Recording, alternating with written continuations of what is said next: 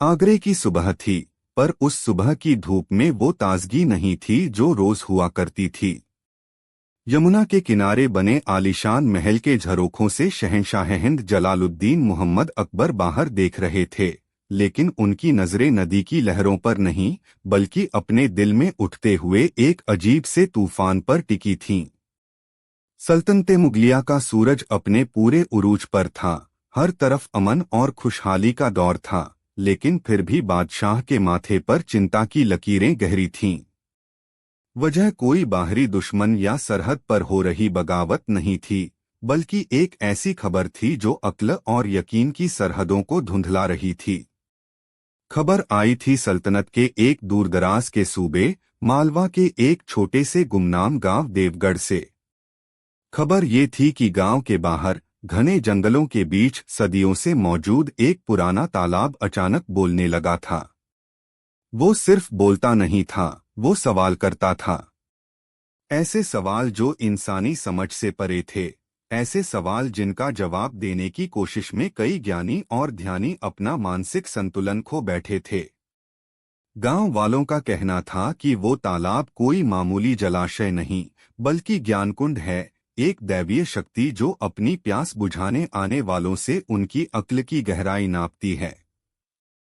जो सही जवाब दे देता, उसे दुनिया की हर खुशी मिल जाती, और जो नाकाम रहता, उसे या तो वो तालाब निगल जाता या फिर वो हमेशा के लिए पागल हो जाता।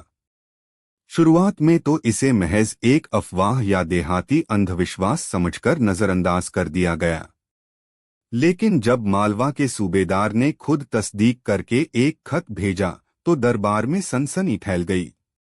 सूबेदार ने लिखा था कि उसने अपनी आंखों से लोगों को तालाब के किनारे खड़े होकर उससे बातें करते देखा है। एक गूंजती हुई गहरी आवाज पानी से निकलती है और सवाल करती है। उसने अपने सबसे काबिल मुंशी और एक पंडित को भेजा, लेकिन दोनों खाली हाथ बदहवास हालत में लौटे। उनकी जुबान पर सिर्फ एक ही बात थी, तालाब सवाल करता है। अब ये मामला सिर्फ एक गांव का नहीं, बल्कि पूरी सल्तनत की इज्जत और अक्ल का बन गया था। अकबर, जो खुद इबादत खाने में हर मजहब के विद्वानों से सवाल जवाब करके सच की तह तक जाने की कोशिश करते थे, इस खबर से बेचैन हो उठे। ये कैसा इल्म था जो एक तालाब के पास था और उनके नवरत्नों के पास नहीं? ये कैसी हिकमत थी जो पानी से निकल रही थी? क्या ये कोई चमत्कार था या फिर सल्तनत के खिलाफ कोई बहुत बड़ी और गहरी साजिश? दरबार लगा हुआ था। नवरत्न अपनी अपनी जगहों पर विराजमान थे, लेकिन सबके चेहरों पर एक उलझन थी। क्या कहते हैं आप सब इस मसले पर? अकबर की भारी आवाज खचाखच भरे दीवानयाम में गूंजी। एक पल की खामोशी के बाद मुल्ला दो प्याजा अपनी जगह से उठे। जहां पनाह, ये जरूर कोई शैतानी हरकत है। किसी जिन्न या भूत प्रेत ने उस तालाब पर कब्जा कर लिया है। हमें वहां लश्कर भेजकर उस तालाब को पाट देना चाहिए और उस पर पाक आयतों का छिड़काव करवाना चाहिए। कई उलेमाओं ने उनकी बात में हाँ मिलाई। तभी तानसेन के गुरु भाई और एक महान संगीतज्ञ, राजा रामचंद्र के दरबारी संगीतकार स्वामी हरिदास के शिष्य राजा मान सिंह ने अपनी राय रखी। आलमपनाह हो सकता है ये कोई दैवीय चमत्कार हो। हमें उस स्थान की पवित्रता का सम्मान करना चाहिए। शायद कोई देवता उस गांव पर प्रसन्न हुए हैं। दरबार दो हिस्सों में बंट गया। एक तरफ वो लोग थे जो इसे अंधविश्वास और शैतानी करतूत मान रहे थे, और दूसरी तरफ वो जो इसे चमत्कार मानकर श्रद्धा से देख रहे थे। अकबर दोनों की दलीलों से मुतमिन संतुष्ट नहीं थे।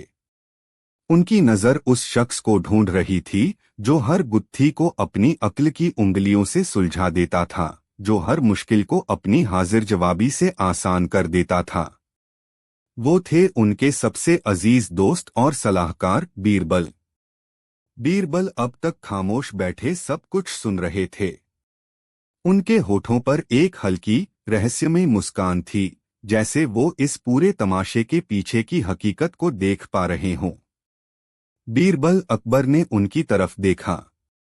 आपकी खामोशी हमें खल रही है। पूरी महफिल अपनी राय दे चुकी है, सिवाय आपके। बीरबल अपनी जगह से उठे, बादशाह को अदब से सलाम किया और बोले, जहां पनाह, तालाब न तो शैतानी होते हैं और न ही दैवीय। तालाब का काम है प्यास बुझाना और जमीन को सींचना, सवाल करना नहीं।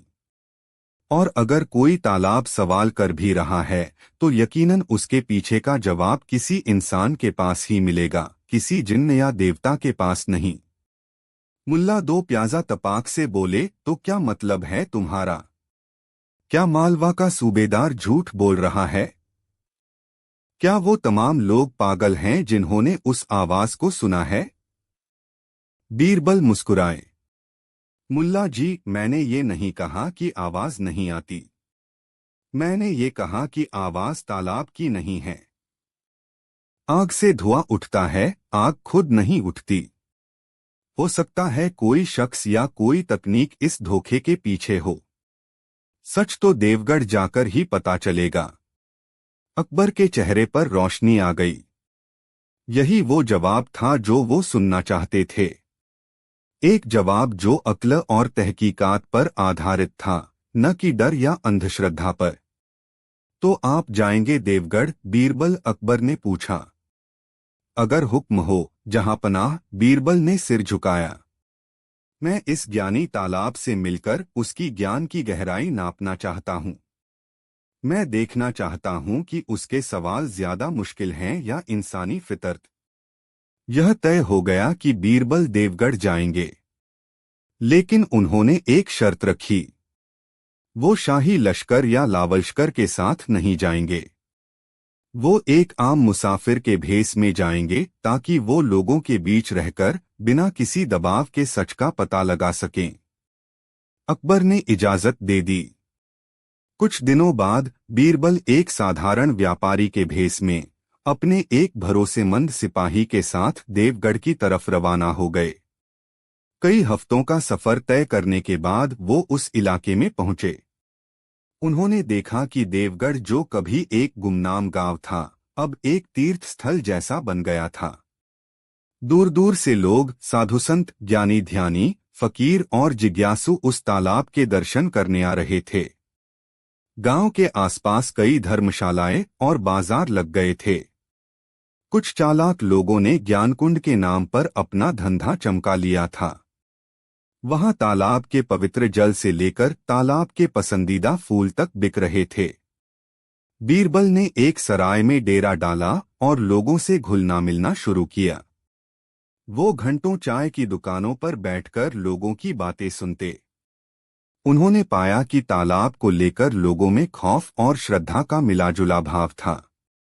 हर किसी के पास सुना सुनाया किस्सा था। किसी ने बताया कि एक घमंडी पंडित ने तालाब को चुनौती दी और तालाब ने उससे ऐसा सवाल पूछा कि वो वहीं पत्थर का बन गया।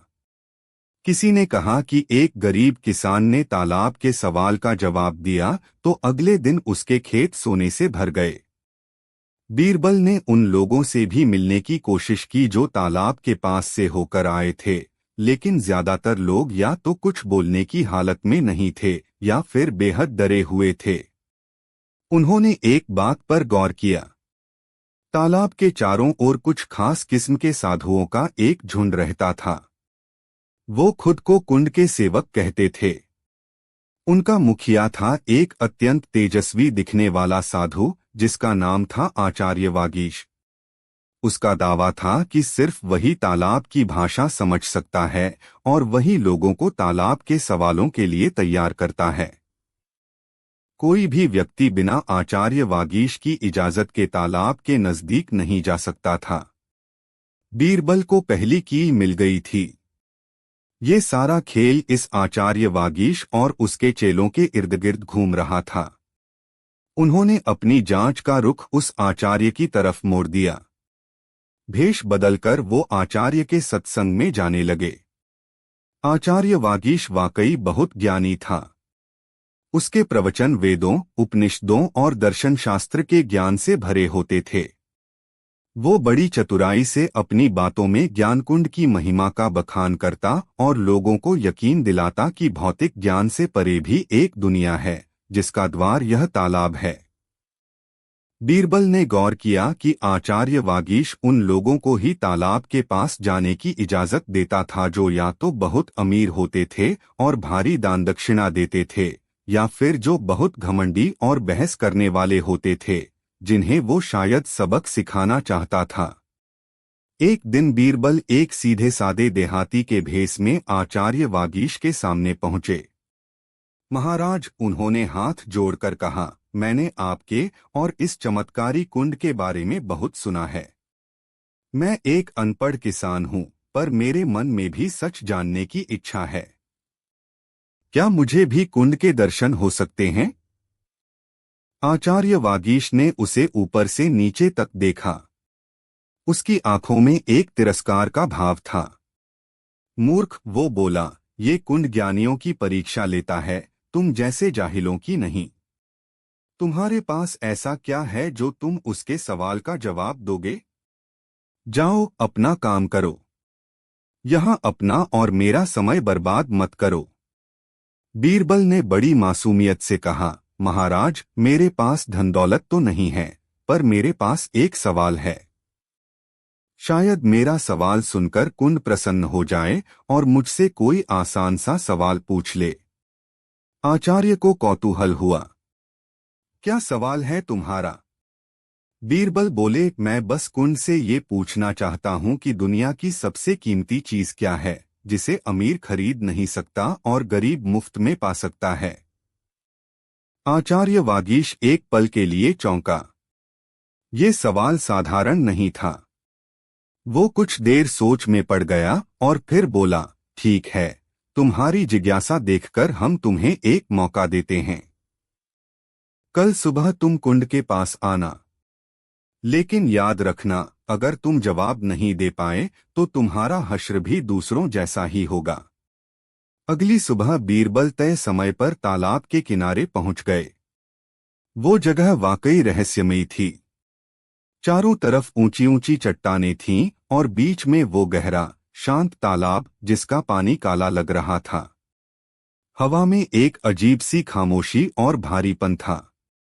आचार्य वागीश अपने कुछ चेलों के साथ वहां मौजूद था। कुछ और लोग भी दूर खड़े होकर ये तमाशा देख रहे थे। जाओ, आचार्य ने आदेश दिया। कुंड के किनारे जाकर अपना सवाल पूछो। बीरबल धीरे धीरे तालाब की ओर बढ़े। उन्होंने जमीन पर बैठकर पानी को छुआ। पानी बेहद ठंडा था। उन्होंने चारों तरफ अपनी तेज नजरें दौड़ाई। चट्टानों की बनावट, पेड़ों का झुकाव, हवा का रुख, वो हर छोटी से छोटी चीज का मुआयना कर रहे थे। फिर उन्होंने आंखें बंद की, जैसे ध्यान लगा रहे हों। कुछ देर बाद जब बीरबल ने कोई सवाल नहीं पूछा तो आचार्य वागीश अधीर हो उठा। क्या हुआ? डर गए क्या? पूछो अपना सवाल। तभी बीरबल की हरकत के बिना ही तालाब से एक गहरी, गूंजती हुई आवाज आई। वो आवाज किसी इंसान की नहीं लग रही थी, जैसे धरती के गर्भ से फूट रही हो। आवाज ने कहा, हे अज्ञानी मनुष्य, तू मुझसे क्या पूछेगा? मैं तुझसे पूछता हूँ। बता, वो कौन सी चीज है जो चलती है तो रुकती नहीं और रुकती है तो चलती नहीं? सवाल सुनकर वहां खड़े लोगों में सनसनी फैल गई। ये एक पहेली थी, एक गूढ़ सवाल। बीरबल के चेहरे पर कोई शिकन नहीं आई। वो मुस्कुरा रहे थे। उन्होंने उस आवाज की दिशा में अपना सिर घुमाया जो किसी एक जगह से नहीं बल्कि चारों तरफ से गूंजती हुई महसूस हो रही थी। बीरबल अपनी जगह से खड़े हुए। उन्होंने आचार्य वागीश की तरफ नहीं बल्कि तालाब की तरफ देखकर ऊंची आवाज में कहा, हे ज्ञानी कुंड, आपका सवाल बहुत उत्तम है, पर इसका जवाब देने से पहले मैं आपको प्रणाम करना चाहता हूं। क्या मैं आपके थोड़ा और करीब आ सकता हूं? आवाज फिर गूंजी, आओ। बीरबल तालाब के और करीब चले गए। इतने करीब कि वो पानी में अपना अक्स साफ देख सकते थे। फिर उन्होंने अचानक कुछ ऐसा किया जिसकी किसी को उम्मीद नहीं थी। उन्होंने जोर से पानी में छलांग लगा दी। सब लोग हक्के बक्के रह गए। आचार्य वागीश चीखा, मूर्ख, ये तूने क्या किया? उसे लगा कि बीरबल ने डरकर आत्महत्या कर ली है। लेकिन बीरबल डूबे नहीं। वो एक माहिर तैराक थे। पानी के अंदर जाकर उनकी आंखें कुछ और ही ढूंढ रही थीं। उन्होंने देखा कि तालाब की गहराई में एक तरफ चट्टानों के नीचे एक सुराख था जो एक अंधेरी गुफा की तरफ जाता था। वो समझ गए। वो तेजी से उसी सुराख में घुस गए। गुफा ज्यादा लंबी नहीं थी। कुछ दूर तैरने के बाद वो एक ऐसी जगह पहुंचे जहां पानी खत्म हो जाता था और सूखी जमीन थी। वहां मशालें जल रही थीं। और वहां बीरबल ने वो नजारा देखा जिसने सारे राज खोल दिए। आचार्य वागीश का एक चेला एक बड़े से नगाड़े जैसे यंत्र के सामने बैठा था जिसके मुंह पर एक खास किस्म का पर्दा लगा था। वो उसी पर्दे में मुंह लगाकर बोल रहा था और उसकी आवाज उस यंत्र और गुफा की एक्ूस्टिक्स की वजह से भयंकर और गूंजती हुई बन जाती थी। एक पतली सी नली उस यंत्र से होकर तालाब के नीचे तक जा रही थी जहां से आवाज पानी के जरिए बाहर निकलती थी। बीरबल को देखते ही वो चेला हक्का बक्का रह गया। इससे पहले कि वो शोर मचाता, बीरबल के सिपाही ने, जो बाहर ही इंतजार कर रहा था और इशारा मिलते ही दूसरी तरफ से गुफा में दाखिल हो गया था, उसे दबोच लिया। अब बीरबल उसी रास्ते से वापस तालाब में आए। जब वो पानी से भीगे हुए बाहर निकले तो वहां मौजूद हर शख्स की आंखें फटी की फटी रह गईं। वो उन्हें भूत समझ रहे थे। आचार्य वागीश का चेहरा डर से सफेद पड़ चुका था। वो समझ गया था कि उसका खेल खत्म हो गया है। बीरबल ने अपने कपड़े निचोड़ते हुए कहा, आचार्य जी, आपके कुंड में पानी बहुत ठंडा है। और हाँ, मेरे सवाल का जवाब भी मिल गया। क्या? क्या मतलब? आचार्य हकलाया। बीरबल मुस्कुराए। पहले आपके कुंड के सवाल का जवाब देता हूं। वो चीज जो चलती है तो रुकती नहीं, और रुकती है तो चलती नहीं, वो है सांस। और अब मेरा सवाल, दुनिया की सबसे कीमती चीज क्या है जिसे अमीर खरीद नहीं सकता और गरीब मुफ्त में पा सकता है? इसका जवाब है अक्ल या बुद्धि। फिर बीरबल ने जोर से कहा, और ये जवाब मुझे आपके कुंड ने नहीं बल्कि मेरी अपनी अक्ल ने दिया है। एक ऐसी अक्ल जो धोखे और पाखंड के पर्दे के पीछे देख सकती है। उन्होंने पूरी भीड़ के सामने उस गुफा, उस यंत्र और उस चेले का राज खोल दिया। उन्होंने बताया कि कैसे आचार्य वागीश अपनी विद्वता का गलत इस्तेमाल करके विज्ञान और ध्वनि के एक साधारण से सिद्धांत का प्रयोग करके लोगों को डरा रहा था और लूट रहा था। वो घमंडी ज्ञानियों को मुश्किल पहेलियों में उलझाकर उन्हें अपमानित करता था और भोले भाले लोगों से धन ऐंठता था। जो लोग उसके राज के करीब पहुंच जाते थे उन्हें उसके चेले या तो मार डालते थे या कैद कर लेते थे, और अफवाह फैला दी जाती थी कि तालाब उन्हें निगल गया। सबूत सामने थे। आचार्य वागीश और उसके चेले पकड़े गए। गांव वालों का भ्रम टूट चुका था। जिस तालाब को वो पूज रहे थे वो महज एक तालाब था। जिस आवाज से वो डर रहे थे वो एक इंसान की बनाई हुई थी। जब बीरबल वापस आगरा पहुंचे और अकबर को पूरी कहानी सुनाई तो बादशाह अपनी हंसी नहीं रोक पाए। वो बीरबल की चतुराई और हिम्मत के कायल हो गए। वाह बीरबल वाह! अकबर ने कहा, आपने न सिर्फ एक पाखंड का पर्दाफाश किया बल्कि हमारी सल्तनत को एक बहुत बड़े अंधविश्वास से भी बचाया है। आपने साबित कर दिया कि सबसे बड़ा चमत्कार इंसान की अक्ल है जो किसी भी पहेली को सुलझा सकती है। उस दिन के बाद सवाल करने वाले तालाब की कहानी इतिहास में दफन हो गई, लेकिन बीरबल की अक्लमंदी का वो किस्सा हमेशा के लिए अमर हो गया।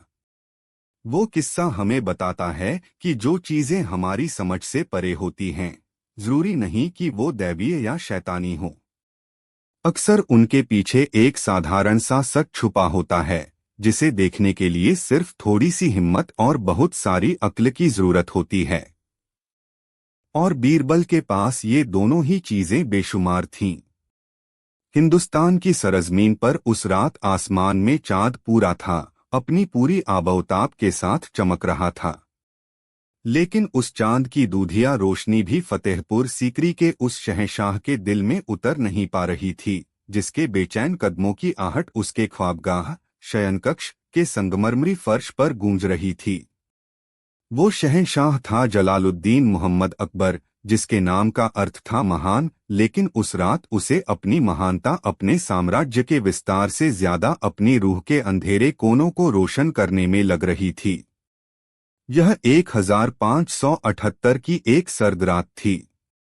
एक ऐसी रात जो मुगलिया सल्तनत के इतिहास में सिर्फ तारीख बनकर नहीं रहनी थी, बल्कि एक ऐसी लकीर खींचने वाली थी जिसके एक तरफ मजहबी जुनून और कट्टरता का अंधेरा था और दूसरी तरफ एक ऐसे रोशन हिंदुस्तान का ख्वाब जहां इबादत के तरीके अलग हो सकते थे, परवरदिगार का नाम अलग हो सकता था, लेकिन इंसानियत का मजहब एक था। यह वो रात थी जिसने अकबर को सिर्फ एक बादशाह से शहंशाह हिंद बनाने की बुनियाद रखी, एक ऐसा शासक जिसने तलवार से ज्यादा रूहानियत और मोहब्बत से दिलों को जीतने का इरादा कर लिया था। अकबर की बेचैनी का सबब कोई हारी हुई जंग या बगावत की खबर नहीं थी। उसकी बेचैनी का सबब था वो इबादत खाना, जिसे उसने 3 साल पहले बड़ी उम्मीदों से तामीर करवाया था।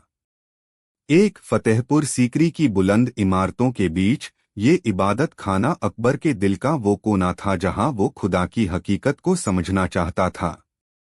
उसका मकसद था कि इस्लाम के आलिम, सूफी, शेख और सैयद एक जगह इकट्ठा होकर दीन की बारीकियों पर बहस करें ताकि सच की रोशनी सामने आए। लेकिन हुआ इसका उल्टा। इबादत खाने का आंगन सच की रोशनी से नहीं, बल्कि एक दूसरे पर कीचड़ उछालने, फतवे जारी करने और अपनी अपनी फिरकाप्रस्ती, संप्रदायवाद को श्रेष्ठ साबित करने की चीख पुकार से गूंजने लगा था। सुन्नी शिया को काफिर कहता, तो शिया सुन्नी के ईमान पर सवाल उठाता। उनकी दलीलों में खुदा का नूर कम और अपनी अहंकार का अंधेरा ज्यादा था। अकबर अपने ख्वाबगाह की खिड़की से बाहर झांक रहा था। दूर इबादत खाने की इमारत मशालों की रोशनी में नहाई हुई थी। आज की रात भी वहां बहस मुकर्रर थी, लेकिन आज की रात कुछ अलग था। अकबर ने एक ऐसा फैसला किया था जो सल्तनत के उलेमाओं, इस्लामी विद्वानों की नींद हिला देने वाला था। उसने इबादत खाने के दरवाजे सिर्फ इस्लाम के आलिमों के लिए नहीं, बल्कि हिंदुस्तान के हर मजहब के रहनुमा के लिए खोल दिए थे। 3. उसका दिल इस फैसले से जितना पुरजोश था, उतना ही आशंकित भी। वो जानता था कि ये आग से खेलने जैसा है। वो उलेमा जो कल तक आपस में लड़ रहे थे, वो सब एकजुट होकर उसके खिलाफ खड़े हो सकते थे। उस पर दीन से भटकने का फतवा लग सकता था। लेकिन अकबर अब उस मुकाम पर पहुंच चुका था जहां वो इन बंधनों को तोड़ देना चाहता था। उसे अपने सवालों के जवाब चाहिए थे। क्या सच में खुदा किसी एक मजहब की मिल्कियत है? क्या वो सिर्फ मस्जिदों में ही मिलता है, मंदिरों, गिरजाघरों या आतिशकदों में नहीं? अगर वो रब्बुल आलमीन है, यानी सारे जहान का रब है, तो फिर उसके बंदों के बीच इतनी नफरत क्यों है? इन्हीं ख्यालों में डूबे अकबर ने अपने सबसे भरोसेमंद दोस्त और नवरत्न अबुल फजल को तलब किया। अबुल फजल जब हाजिर हुआ तो उसने शहंशाह के चेहरे पर एक अजीब सी कशमकश और इरादे की मजबूती एक साथ देखी। अबुल फजल अकबर की आवाज में एक ठहराव था, आज इबादत खाने में हिंदुस्तान की रूह को बुलाया गया है। हमने सुन्नी आलिम मखदूमुल मुल्क और अब्दुन्नबी को भी पैगाम भेजा है और साथ ही हमने बनारस के पंडित पुरुषोत्तम और देवी को भी दावत दी है। 3 गुजरात से पारसी दस्तूर मेहरजी राणा भी तशरीफ ला रहे हैं। 3 अजमेर से जैन मुनि हरिविजय सूरी भी पहुंच चुके होंगे और हाँ, गोवा से पादरी रुडोल्फ अकावीवा और एंटोनी मोन्सेरेट को भी हमने बुलाया है। 3 अबुल्फजल की आंखों में हैरानी और प्रशंसा का मिलाजुला भाव था। वो जानता था कि ये कोई मामूली मजलिस नहीं थी। ये इतिहास में पहली बार हो रहा था कि एक शहंशाह अपनी मर्जी से बिना किसी दबाव के इतने सारे मजहबों को एक मंच पर ला रहा था, सिर्फ और सिर्फ सच को जानने के लिए। जहां पनाह आपका इकबाल बुलंद हो, अबुल्फजल ने अदब से सिर झुकाया। लेकिन क्या उलेमाए किराम इस गुस्ताखी को बर्दाश्त करेंगे? वो तो दूसरे मजहब वालों की परछाई से भी परहेज करते हैं। अकबर मुस्कुराया। उसकी मुस्कुराहट में एक बादशाह का आत्मविश्वास और एक फकीर की बेनियाजी थी। अगर सच जानना है अबुल्फजल, तो हर दरवाजे पर दस्तक देनी पड़ती है। अगर वो इसे गुस्ताखी समझते हैं तो समझें, लेकिन आज की रात ये तय होगा कि इबादत खाने की चारदीवारी में कैद रहेगी या इंसान के दिल में बसेगी। जाओ, मेहमानों के इस्तकबाल की तैयारी करो। हम खुद मजलिस की सदारत अध्यक्षता करेंगे। रात गहरी हो चली थी। इबादत खाने का आलीशान हॉल मशालों और फानूसों की रोशनी से जगमगा रहा था। बीच में शहंशाह अकबर के लिए एक ऊंचा मसंद बिछा था, लेकिन वो उस पर नहीं बल्कि सबके साथ नीचे कालीन पर ही बैठ गया था। उसकी एक तरफ अबुल्फजल और फैजी जैसे उदारवादी दरबारी थे, तो दूसरी तरफ मखदूमुल मुल्क और शेख अब्दुन्नबी जैसे कट्टर उलेमा, जिनके चेहरों पर नाराजगी और नफरत साफ झलक रही थी। उनके सामने अर्धचंद्राकार कतारों में दूसरे मजहबों के प्रतिनिधि बैठे थे। भगवा वस्त्रों में हिंदू पंडित, जिनके माथे पर चंदन का लेप था। सफेद लिबास में जैन मुनि, जिनके चेहरे पर एक अजीब सी शांति थी। अपनी खास वेशभूषा में पारसी दस्तूर और काले चोगों में ईसाई पादरी, जिनके गले में सलीब क्रॉस चमक रहा था। हॉल में एक अजीब सी खामोशी थी, जिसे सिर्फ मशालों की चटपटाहट तोड़ रही थी। हर कोई एक दूसरे को अजनबी और शक भरी नजरों से देख रहा था। सदियों की दूरियां, नफरतें और गलतफहमियां उस हॉल में मौजूद थीं। अकबर ने एक गहरी सांस ली और अपनी दमदार आवाज में मजलिस की शुरुआत की। हम आप सभी का इस इबादत खाने में खैरमकदम करते हैं। हमने ये मजलिस इसलिए बुलाई है ताकि हम ये समझ सकें कि वो कौन सा रास्ता है जो परवरदिगार तक जाता है। हम चाहते हैं कि हर कोई बेखौफ होकर अपनी बात रखे, अपनी किताबों की तालीम बयान करे, ताकि हम सब मिलकर सच की उस रोशनी को तलाश कर सकें जो शायद अलग अलग चरागों में जल रही है। शुरुआत शेख अब्दुन्नबी ने की। उनकी आवाज में अहंकार और गुस्सा था। उन्होंने इस्लाम की बरतरी, श्रेष्ठता का बखान करते हुए कहा कि नजात मोक्ष का वाहिद रास्ता सिर्फ और सिर्फ कुरान और सुन्नत में है। बाकी सब गुमराहियत और कुफ्र है। उन्होंने दूसरे मजहबों की तरफ इशारा करते हुए कहा कि इन लोगों को सही रास्ते पर लाना ही सबसे बड़ा सवाब पुण्य है। उनकी बात खत्म होते ही बनारस से आए पंडित पुरुषोत्तम खड़े हुए। उनकी आवाज शांत लेकिन दृढ़ थी। उन्होंने वेदों और उपनिषदों का हवाला देते हुए कहा, सत्य एक है, विद्वान उसे अलग अलग नामों से पुकारते हैं। हमारा मार्ग ईश्वर को किसी एक रूप में नहीं बांधता। वो निराकार भी है और साकार भी। वो कण कण में व्याप्त है। हमारे यहाँ हजारों नदियां हैं जो अलग अलग रास्तों से बहती हैं, लेकिन अंत में सब एक ही समंदर में मिलती हैं। उसी तरह इबादत के रास्ते अलग हो सकते हैं, पर मंजिल तो वो एक ही परमपिता है। अब बहस का दरवाजा खुल चुका था। पारसी दस्तूर मेहरजी राणा ने अग्नि की पवित्रता और अहुरमज़द ईश्वर के नूर की बात की। उन्होंने बताया कि कैसे रोशनी और अंधेरे, नेकी और बदी की लड़ाई ही दुनिया की हकीकत है और इंसान का फर्ज नेकी के रास्ते पर चलना है। जैन मुनि हरिविजय सूरी ने अहिंसा परमो धर्मः का सिद्धांत समझाया। उन्होंने कहा कि किसी भी जीव को कष्ट पहुंचाना सबसे बड़ा पाप है। ईश्वर को पाने के लिए किसी कर्मकांड की नहीं, बल्कि मन की शुद्धि, त्याग और तपस्या की जरूरत है। उनकी बातों में इतनी शांति और गहराई थी कि हॉल में कुछ देर के लिए सन्नाटा छा गया। इसके बाद ईसाई पादरी अकावीवा खड़े हुए। उन्होंने तस्लीस, ट्रिनिटी, पिता, पुत्र और पवित्र आत्मा के सिद्धांत को समझाया। उन्होंने बताया कि कैसे ईश्वर ने इंसानियत से अपनी बेपनाह मोहब्बत के चलते अपने इकलौते बेटे ईसा मसीह को जमीन पर भेजा ताकि वो इंसानों के गुनाहों का कफ्फारा, प्रायश्चित बन सकें। अकबर हर एक बात को बड़े गौर से सुन रहा था। वो सिर्फ सुन नहीं रहा था, वो जी रहा था। उसकी आंखों में एक अजीब सी चमक थी, एक प्यास थी जो सदियों से शायद उसके पुरखों तैमूर और बाबर के दिलों में भी रही होगी, लेकिन जिसे वो कभी बुझा नहीं पाए।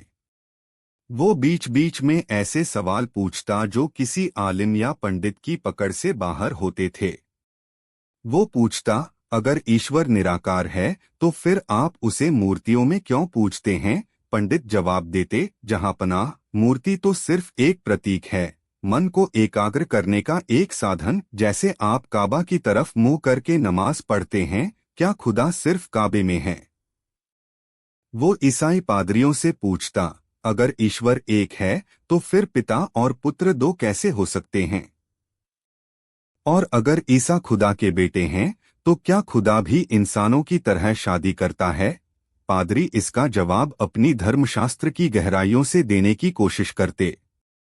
वो जैन मुनियों से पूछता, अहिंसा का मार्ग उत्तम है, पर एक बादशाह के लिए ये कैसे मुमकिन है?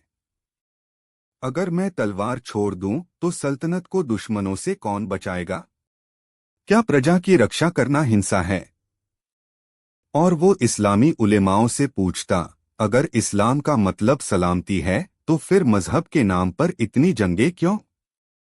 कुरान कहता है, तुम्हारे लिए तुम्हारा दीन, मेरे लिए मेरा दीन, तो फिर दूसरों को काफिर कहने का हक हमें किसने दिया? जैसे जैसे रात गहराती जा रही थी, इबादत खाने का माहौल बदल रहा था। शुरुआत की कड़वाहट और नफरत की जगह अब एक संजीदा बहस ने ले ली थी। लेकिन उलेमाओं का एक गुट, खासकर मखदूमुल मुल्क, इस सब से बेहद नाराज था। उनके लिए ये दीन की तौहीन, अपमान थी कि काफिरों को उनके बराबर बिठाकर उनसे दीन पर बहस की जा रही थी। अचानक मखदूमुल मुल्क अपनी जगह से खड़ा हुआ और उसकी आवाज गुस्से से कांप रही थी। शहंशाह हिंद, ये कुफ्र है। आप इस्लाम के उसूलों को तोड़ रहे हैं। इन बुतपरस्तों और मुल्हिदों, नास्तिकों की बातों को सुनकर आप अपने ईमान को खतरे में डाल रहे हैं। हमारी सलाह मानिए, इस मजलिस को बर्खास्त कीजिए और इन सब को सजा दीजिए। उसकी आवाज पर कई और कट्टरपंथी आलिम भी उसकी हिमायत में खड़े हो गए। हॉल में हंगामा बरपा हो गया। हिंदू पंडितों और ईसाई पादरियों के चेहरों पर खौफ की लकीरें उभर आईं। उन्हें लगा कि शायद शहंशाह इन कट्टरपंथियों के दबाव में आ जाएगा। यही वो लम्हा था, यही वो रात का अंधेरा मोड़ था जहां से इतिहास को एक नई सुबह की तरफ मुड़ना था। अकबर अपनी जगह से खड़ा हुआ। उसकी कदकाठी ऐसी थी कि उसके खड़े होते ही पूरे हॉल पर एक रोब छा गया। उसकी आंखों में गुस्सा नहीं, बल्कि एक अजीब सी उदासी और उसके बाद एक फौलादी इरादा था। उसकी आवाज किसी शेर की दहाड़ की तरह पूरे इबादत खाने में गूंजी। खामोश। एक पल में ऐसा सन्नाटा छा गया कि जैसे किसी ने सबकी जबानों पर ताले जड़ दिए हों। मखदूमुल मुल्क अकबर ने सीधे उसकी आंखों में देखते हुए कहा, आपने हमें दीन सिखाने की बात की। दीन का मतलब है रास्ता, और रास्ता वो होता है जो मंजिल तक ले जाए, न कि रास्तों में ही लड़कर इंसान को खत्म कर दे। आपने कहा कि हमारा ईमान खतरे में है। हमारा ईमान इतना कमजोर नहीं है कि किसी की दलील सुनकर डगमगा जाए। ईमान दिल में होता है, और हमारा दिल ये कहता है कि जो खुदा मक्के में है वही काशी में है, जो जीसस की दुआओं में है वही जरथुस्त्र की आग में है। वो एक पल रुका, उसने पूरी मजलिस पर एक नजर डाली। आज इस इबादत खाने में मुझे किसी एक मजहब की हकीकत नहीं मिली। मुझे हर मजहब में एक ही हकीकत की झलक मिली है। हिंदू एकम सत्य की बात करते हैं, हम ला इलाहा इल्लल्लाह कहते हैं। ईसाई एक ईश्वर में यकीन रखते हैं, पारसी एक अहुरमज़्द को पूजते हैं। नाम अलग हैं, परवरदिगार तो एक ही है। मुझे लगता है कि हर मजहब में कुछ रोशनी है और कुछ अंधेरा, जो वक्त के साथ इंसानों ने अपनी समझ और जरूरत के हिसाब से उसमें मिला दिया है। अकबर के ये लफ्ज किसी बिजली की तरह गिरे। ये वो सच था जिसे कहने की हिम्मत उस दौर में किसी बादशाह ने नहीं की थी। ये सल्तनत की बुनियाद को हिला देने वाले लफ्ज थे। वो आगे बोला, आज से ये इबादत खाना बंद नहीं होगा, बल्कि यहाँ हर जुमेरात को ऐसी ही महफिल सजेगी। हम हर मजहब की अच्छी बातों को सुनेंगे और समझेंगे। हमारा मकसद किसी नए मजहब को बनाना नहीं है, बल्कि हर मजहब में मौजूद इंसानियत के उस धागे को खोजना है जो हम सबको जोड़ता है। हम अपनी सल्तनत में सुलह कुल, सबके साथ शांति की नीति अपनाएंगे। 4, किसी को भी उसके मजहब की वजह से तंग नहीं किया जाएगा। मंदिर भी बनेंगे और मस्जिदें भी। हर किसी को अपनी तरह से इबादत करने की पूरी आज़ादी होगी। फिर वो मखदूमुल मुल्क और अब्दुन्नबी की तरफ मुड़ा। उसकी आवाज में अब एक शहंशाह का हुक्म था। और जो कोई भी हमारी इस नीति के खिलाफ जाएगा, जो कोई भी मजहब के नाम पर नफरत फैलाएगा, उसे हिंदुस्तान का दुश्मन समझा जाएगा और उसके लिए इस सल्तनत में कोई जगह नहीं होगी। उस रात जब इबादत खाने की महफिल खत्म हुई और सुबह की पहली किरण फतेहपुर सीकरी के महलों पर पड़ रही थी, तो वो सिर्फ एक नई सुबह नहीं थी। वो हिंदुस्तान के इतिहास में एक नए दौर का आगाज था। अकबर को उस रात अपने सवालों के जवाब मिल गए थे। उसे समझ आ गया था कि एक सच्चा बादशाह वो नहीं जो किसी एक मजहब का अलंबरदार ध्वजवाहक हो, बल्कि वो है जो अपनी पूरी प्रजा के लिए एक रहमदिल सायेदार पेड़ की तरह हो, जिसकी छाव में हर मजहब, हर कौम का इंसान पनाह ले सके। इस रात ने अकबर को बदल दिया था। इस रात ने उस मुगलिया सल्तनत की तकदीर बदल दी थी जिसे उसके दादा बाबर ने तलवार के जोर पर कायम किया था। अकबर ने उसे मोहब्बत और रवादारी, सहिष्णुता की वो बुनियाद दी जिसने उसे हिंदुस्तान के दिलों में हमेशा के लिए अकबर आजम बना दिया। इसी रात की कोख से दीन इलाही के उस विचार ने जन्म लिया जो भले ही एक धर्म के रूप में सफल न हुआ हो, लेकिन एक दर्शन के रूप में उसने हिंदुस्तान की गंगाजमुनी तहजीब की जड़ों को और गहरा कर दिया। 4, 5 यह वही रात थी जब एक बेचैन शहंशाह ने मजहब की सियासत को छोड़कर रूहानियत की वो राह पकड़ी जिसने इतिहास को हमेशा के लिए बदल कर रख दिया। फतेहपुर सीकरी की उस शाम आसमान में सिंदूरी रंग घुल रहा था, जैसे सूरज ने जाते जाते अपने दिल का सारा खजाना आसमान पर लुटा दिया हो। लेकिन मुगलिया सल्तनत के उस आलीशान दरबार दीवाने खास में मौजूद लोगों के चेहरों का रंग उड़ा हुआ था। शहंशाह हिंद जलालुद्दीन मोहम्मद अकबर अपने जड़ाऊ तख्त पर बैठे थे, मगर उनकी पेशानी पर बल थे और आंखों में एक ऐसी उलझन जो उनके नवरत्नों ने पहले कभी नहीं देखी थी। वजह थी दरबार के बीचों बीच रेशमी काले मखमल से ढंकी वो रहस्यमयी चीज, और उसके पास खड़ा वो शख्स जिसकी आंखों में समंदर जैसी गहराई और बातों में जादूगरी का फन था। वो शख्स था ईरान का एक सौदागर और खुद को फनकार कहने वाला मिर्जा इस्कंदर बे। और वो चीज जिसके बारे में उसने दावा किया था कि वो दुनिया की नायाब तरीन शय है, उसका नाम था आईनाए रूह यानी आत्मा का आईना। कहानी कुछ हफ्ते पहले शुरू हुई थी, जब मिर्जा इस्कंदर आगरा की सरजमीन पर उतरा था। वो कोई मामूली सौदागर नहीं था जो कालीन या मेवे बेचने आया है। उसने शहर के सबसे अमीर सराय में डेरा डाला और अपनी ज़बान से, अपनी कहानियों से एक ऐसा जाल बुनना शुरू किया कि आगरा का हर खासवाम उसमें उलझता चला गया। वो कहता था, मैं वो आईना लाया हूं जो तुम्हारी शक्ल नहीं, तुम्हारी रूह दिखाता है। ये वो आईना है जो तुम्हारे चेहरे की झुर्रियों के पीछे छुपे तुम्हारे गुनाहों और सवाब पुण्य का हिसाब दिखाता है। अगर तुम्हारी रूह पाक है तो तुम्हें उसमें नूर का एक हसीन फव्वारा नजर आएगा। अगर तुम्हारी रूह पर गुनाहों का बोझ है तो तुम्हें उसमें एक ऐसा खौफनाक मंजर दिखेगा जिसे देखकर तुम्हारी अपनी चीख निकल जाएगी। ये बात हवा की तरह फैली।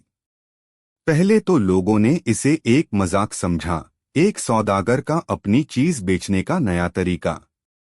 लेकिन मिर्जा इस्कंदर ने किसी को भी आईना देखने के लिए पैसे नहीं मांगे।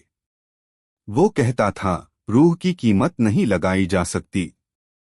मैं बस चाहता हूं कि लोग खुद को पहचाने। उसने शहर के कुछ माने हुए शेखों, पंडितों और अमीर व्यापारियों को दावत दी। जो भी उसके खेमे के अंदर उस आईने को देखने जाता, वो जब बाहर आता तो उसका चेहरा सफेद पड़ा होता, ज़बान पर ताला लगा होता। कोई कुछ बताता नहीं था कि उसने क्या देखा। उनकी ये खामोशी किसी भी बयान से ज्यादा खौफनाक थी। लोगों में दहशत और तजस्सुस, जिज्ञासा का एक अजीब सा माहौल बन गया। क्या सच में ऐसा कोई आईना हो सकता है? बात उड़ते उड़ते महल तक पहुंची। अकबर, जो हमेशा से रूहानियत, फलसफे और अनदेखी चीजों के राज जानने के लिए बेचैन रहते थे, इस खबर से अछूते नहीं रह सकते थे। उन्होंने फौरन मिर्जा इस्कंदर बेग को उसके आईनाए रूह के साथ दरबार में तलब कर लिया। और आज वो दिन था। दीवाने खास खचाखच भरा था। नवरत्न, उलेमा, सूबेदार, मनसबदार, हर कोई वहां मौजूद था। सबकी नजरें उस काले मखमल के पर्दे पर टिकी थीं। मिर्जा इस्कंदर ने शहंशाह को 3 बार झुककर सलाम किया और अपनी बुलंद और सधी हुई आवाज में बोलना शुरू किया। आलमपनाह, दुनिया आईने बनाती है जिस्म देखने के लिए। इस नाचीज ने सालों की तपस्या और इल्मे कीमिया, रसायन शास्त्र की मदद से वो आईना बनाया है जो रूह का अक्स दिखाता है। ये कांच का नहीं, बल्कि खुरासान के उस पाक पहाड़ के सियाह पत्थर से बना है जिस पर आसमानी बिजली गिरी थी। इसे 40 रातें चांद की रोशनी में और 40 दिन सूरज की आग में तपाकर तैयार किया गया है। उसकी बातें किसी दास्तान की तरह थीं, जो सुनने वालों को किसी और ही दुनिया में ले जा रही थीं। अकबर ने अपनी गहरी आवाज में पूछा, मिर्जा, दावे करना आसान है। क्या तुम अपने दावे को साबित कर सकते हो? क्या हमारे दरबार में कोई है जो इस आईने में अपनी रूह का दीदार करने की हिम्मत करे? एक खौफनाक खामोशी छा गई। कोई भी पहला शख्स बनने को तैयार नहीं था। अपनी रूह का सच देखने की हिम्मत किसमें थी? तभी मुल्ला दो प्याजा अपनी जगह से उठे। वो बीरबल के कट्टर प्रतिद्वंद्वी थे और हर बात में शरीयत का हवाला देते थे। जहां पनाह, ये सब कुफ्र है, जादूगरी है। इस्लाम में इन सब चीजों की कोई जगह नहीं। इस शख्स को फौरन गिरफ्तार करके सजा मिलनी चाहिए। बीरबल, जो अब तक खामोशी से सब देख और सुन रहे थे, उनके होठों पर एक हल्की सी मुस्कान तैर गई। अकबर ने बीरबल की तरफ देखा। बीरबल, आपकी क्या राय है? बीरबल ने अदब से कहा, जहां पनाह, अक्ल का तकाजा ये है कि किसी भी चीज को बिना परखे न तो कबूल करना चाहिए, न ही रद्द। अगर ये महज एक धोखा है तो आज पूरे दरबार के सामने इसका पर्दाफाश हो जाएगा। और अगर इसमें वाकई कोई हकीकत है तो हमें उस हकीकत से डरना क्यों चाहिए? बीरबल की बात में वजन था। अकबर ने फैसला किया, ठीक है, आज इस आईने की हकीकत सामने आकर रहेगी। उन्होंने अपने खजांची कोषाध्यक्ष की तरफ देखा, जो अपनी कंजूसी के लिए मशहूर थे। इनायत खां, आप आगे आए और इस आईने का सामना करें। इनायत खां का चेहरा पीला पड़ गया। कांपते कदमों से वो आगे बढ़े। मिर्जा इस्कंदर ने बड़ी अदा से आईने पर से काला पर्दा हटाया। वो कोई आम आईना नहीं था। वो एक बड़े से अंडाकार, बेहद काले और चमकदार पत्थर का टुकड़ा था, जिसे सोने के एक नक्काशीदार फ्रेम में जड़ा गया था। उसकी सतह इतनी चिकनी थी कि उसमें आसपास की मशालों की रोशनी का अक्स नजर आ रहा था, लेकिन वो अक्स बहुत धुंधला और अजीब सा था। देखिए, मिर्जा ने लगभग फुसफुसाते हुए कहा, डरिएगा मत, बस अपनी रूह की आंखों से देखिए। इनायत खां ने डरते डरते उस काले पत्थर में झांका। एक पल, दो पल, और फिर अचानक उनकी आंखें खौफ से फैल गईं और वो एक जोरदार चीख मारकर पीछे हट गए। सांप, 1000 मुंह वाला सांप, सोने के सिक्कों पर बैठा। वो मैं हूं। नहीं, वो जमीन पर गिरकर बेहोश हो गए। दरबार में कोहराम मच गया। लोगों की सांसें अटक गईं। इसके बाद अकबर ने अपने एक सिपहसालार शेर अफगन खां को बुलाया, जो अपनी बहादुरी के साथ साथ अपनी बेरहमी के लिए भी जाने जाते थे। शेर अफगन खां अकड़कर आगे बढ़े, लेकिन जब उन्होंने आईने में देखा तो उनका चेहरा भी बदल गया। वो गुर्राए दरिंदा, खून पीने वाला एक भेड़िया। नहीं, ये मैं नहीं हो सकता। वो अपनी तलवार निकालने लगे, जैसे अपने ही अक्स पर हमला कर देंगे, लेकिन सिपाहियों ने उन्हें पकड़ लिया। अब तो दरबार में खौफ का आलम था। हर कोई उस आईने को ऐसे देख रहा था जैसे वो कोई मौत का दरवाजा हो। लोगों को यकीन हो गया था कि मिर्जा सच कह रहा है। ये आईना वाकई रूह दिखाता है। अकबर खुद भी कुछ परेशान नजर आ रहे थे। क्या वाकई इंसान के अंदर ऐसे खौफनाक राज छुपे होते हैं? उनकी नजर फिर बीरबल पर पड़ी, जो अभी भी शांत खड़े थे। उनके चेहरे पर खौफ की बजाय एक गहरी सोच और जिज्ञासा थी। बीरबल, अकबर ने कहा, सबकी हिम्मत जवाब दे गई है। अब सिर्फ आप ही बचे हैं जो इस राज से पर्दा उठा सकते हैं।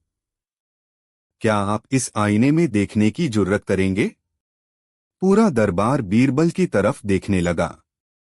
मुल्ला दो प्याजा मन ही मन खुश हो रहे थे। उन्हें लगा कि आज बीरबल की सारी हेकड़ी निकल जाएगी। बीरबल मुस्कुराए, जरूर जहांपना, अपनी रूह से मिलने का मौका मैं कैसे गवा सकता हूं? लेकिन मेरी एक शर्त है। कैसी शर्त? मिर्जा इस्कंदर ने कुछ शक से पूछा। बीरबल बोले, मैं इस आईने में अकेले देखूंगा। मेरे और इस आईने के बीच कोई नहीं होगा। और देखने से पहले मैं इस कमरे की और इस आईने की जांच करना चाहता हूं। आखिर रूह का मामला है, माहौल बिल्कुल सही होना चाहिए। अकबर ने इजाजत दे दी। दरबार को कुछ देर के लिए खाली कर दिया गया। अब दीवाने खास में सिर्फ अकबर, बीरबल और मिर्जा इस्कंदर बेग रह गए थे। बीरबल ने सबसे पहले कमरे का मुआयना किया। उन्होंने मशालों और शमादानों, मोमबत्ती स्टैंड की जगह पर गौर किया।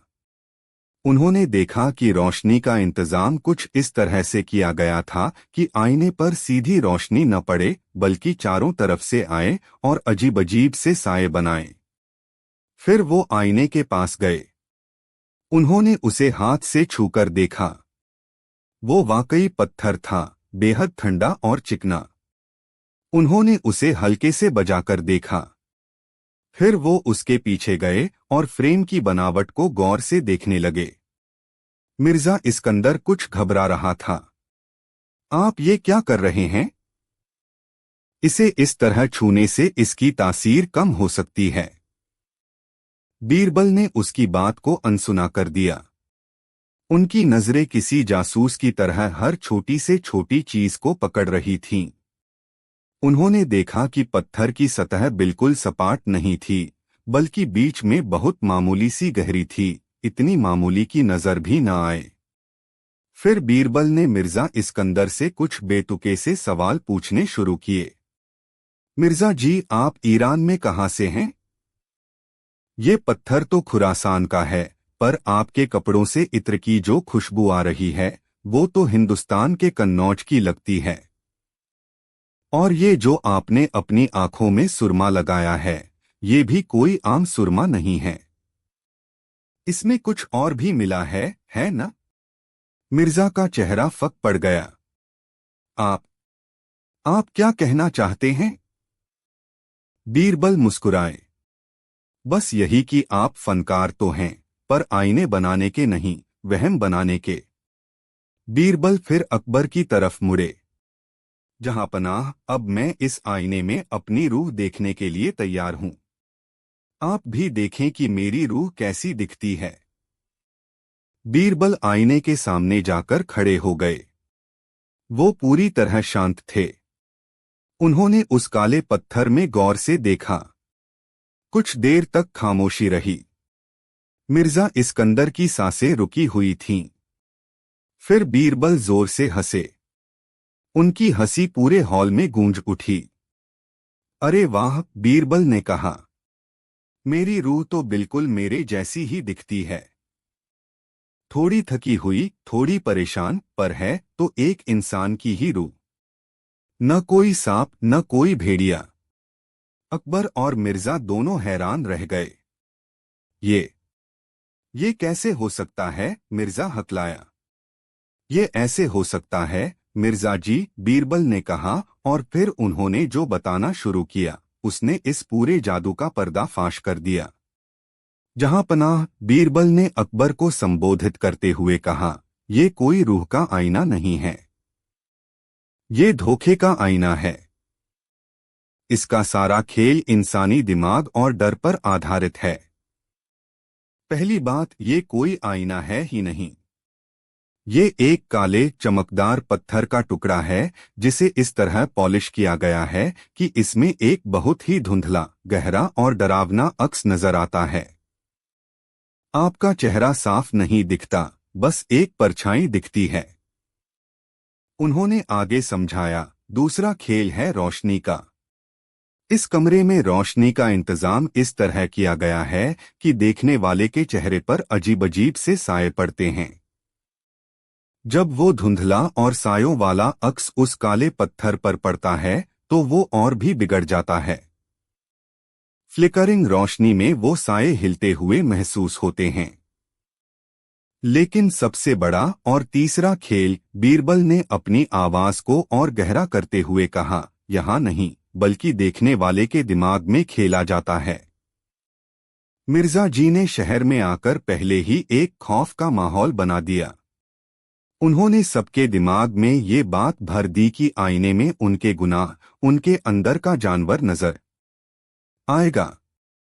हमारा खजांची कंजूस है, उसके मन में कहीं न कहीं ये बात है। जब उसने उस धुंधले अक्स को देखा, तो उसके डरे हुए दिमाग ने उसे खुद ही एक लालची सांप की शक्ल दे दी। हमारे सिपहसालार बेरहम हैं, उनके ज़मीर पर बोझ है, तो उनके दिमाग ने उस परछाई को एक खूनी भेड़िए में बदल दिया। बीरबल एक पल के लिए रुके, फिर मिर्जा के करीब जाकर बोले, और अगर किसी का दिमाग फिर भी काबू में रहे, तो उसके लिए भी मिर्जा जी ने एक इंतजाम कर रखा है न? बीरबल ने पास जल रहे एक शमादान की तरफ इशारा किया। इन शमादानों से एक अजीब सी मीठी महक आ रही है। ये आम मोम या तेल नहीं है। इसमें धतूरे और कुछ दूसरी नशीली जड़ी बूटियों का एक बहुत हल्का मिश्रण मिलाया गया है। जब कोई डर और घबराहट की हालत में इस धुएं में सांस लेता है तो उसका दिमाग और ज्यादा वहम करने लगता है।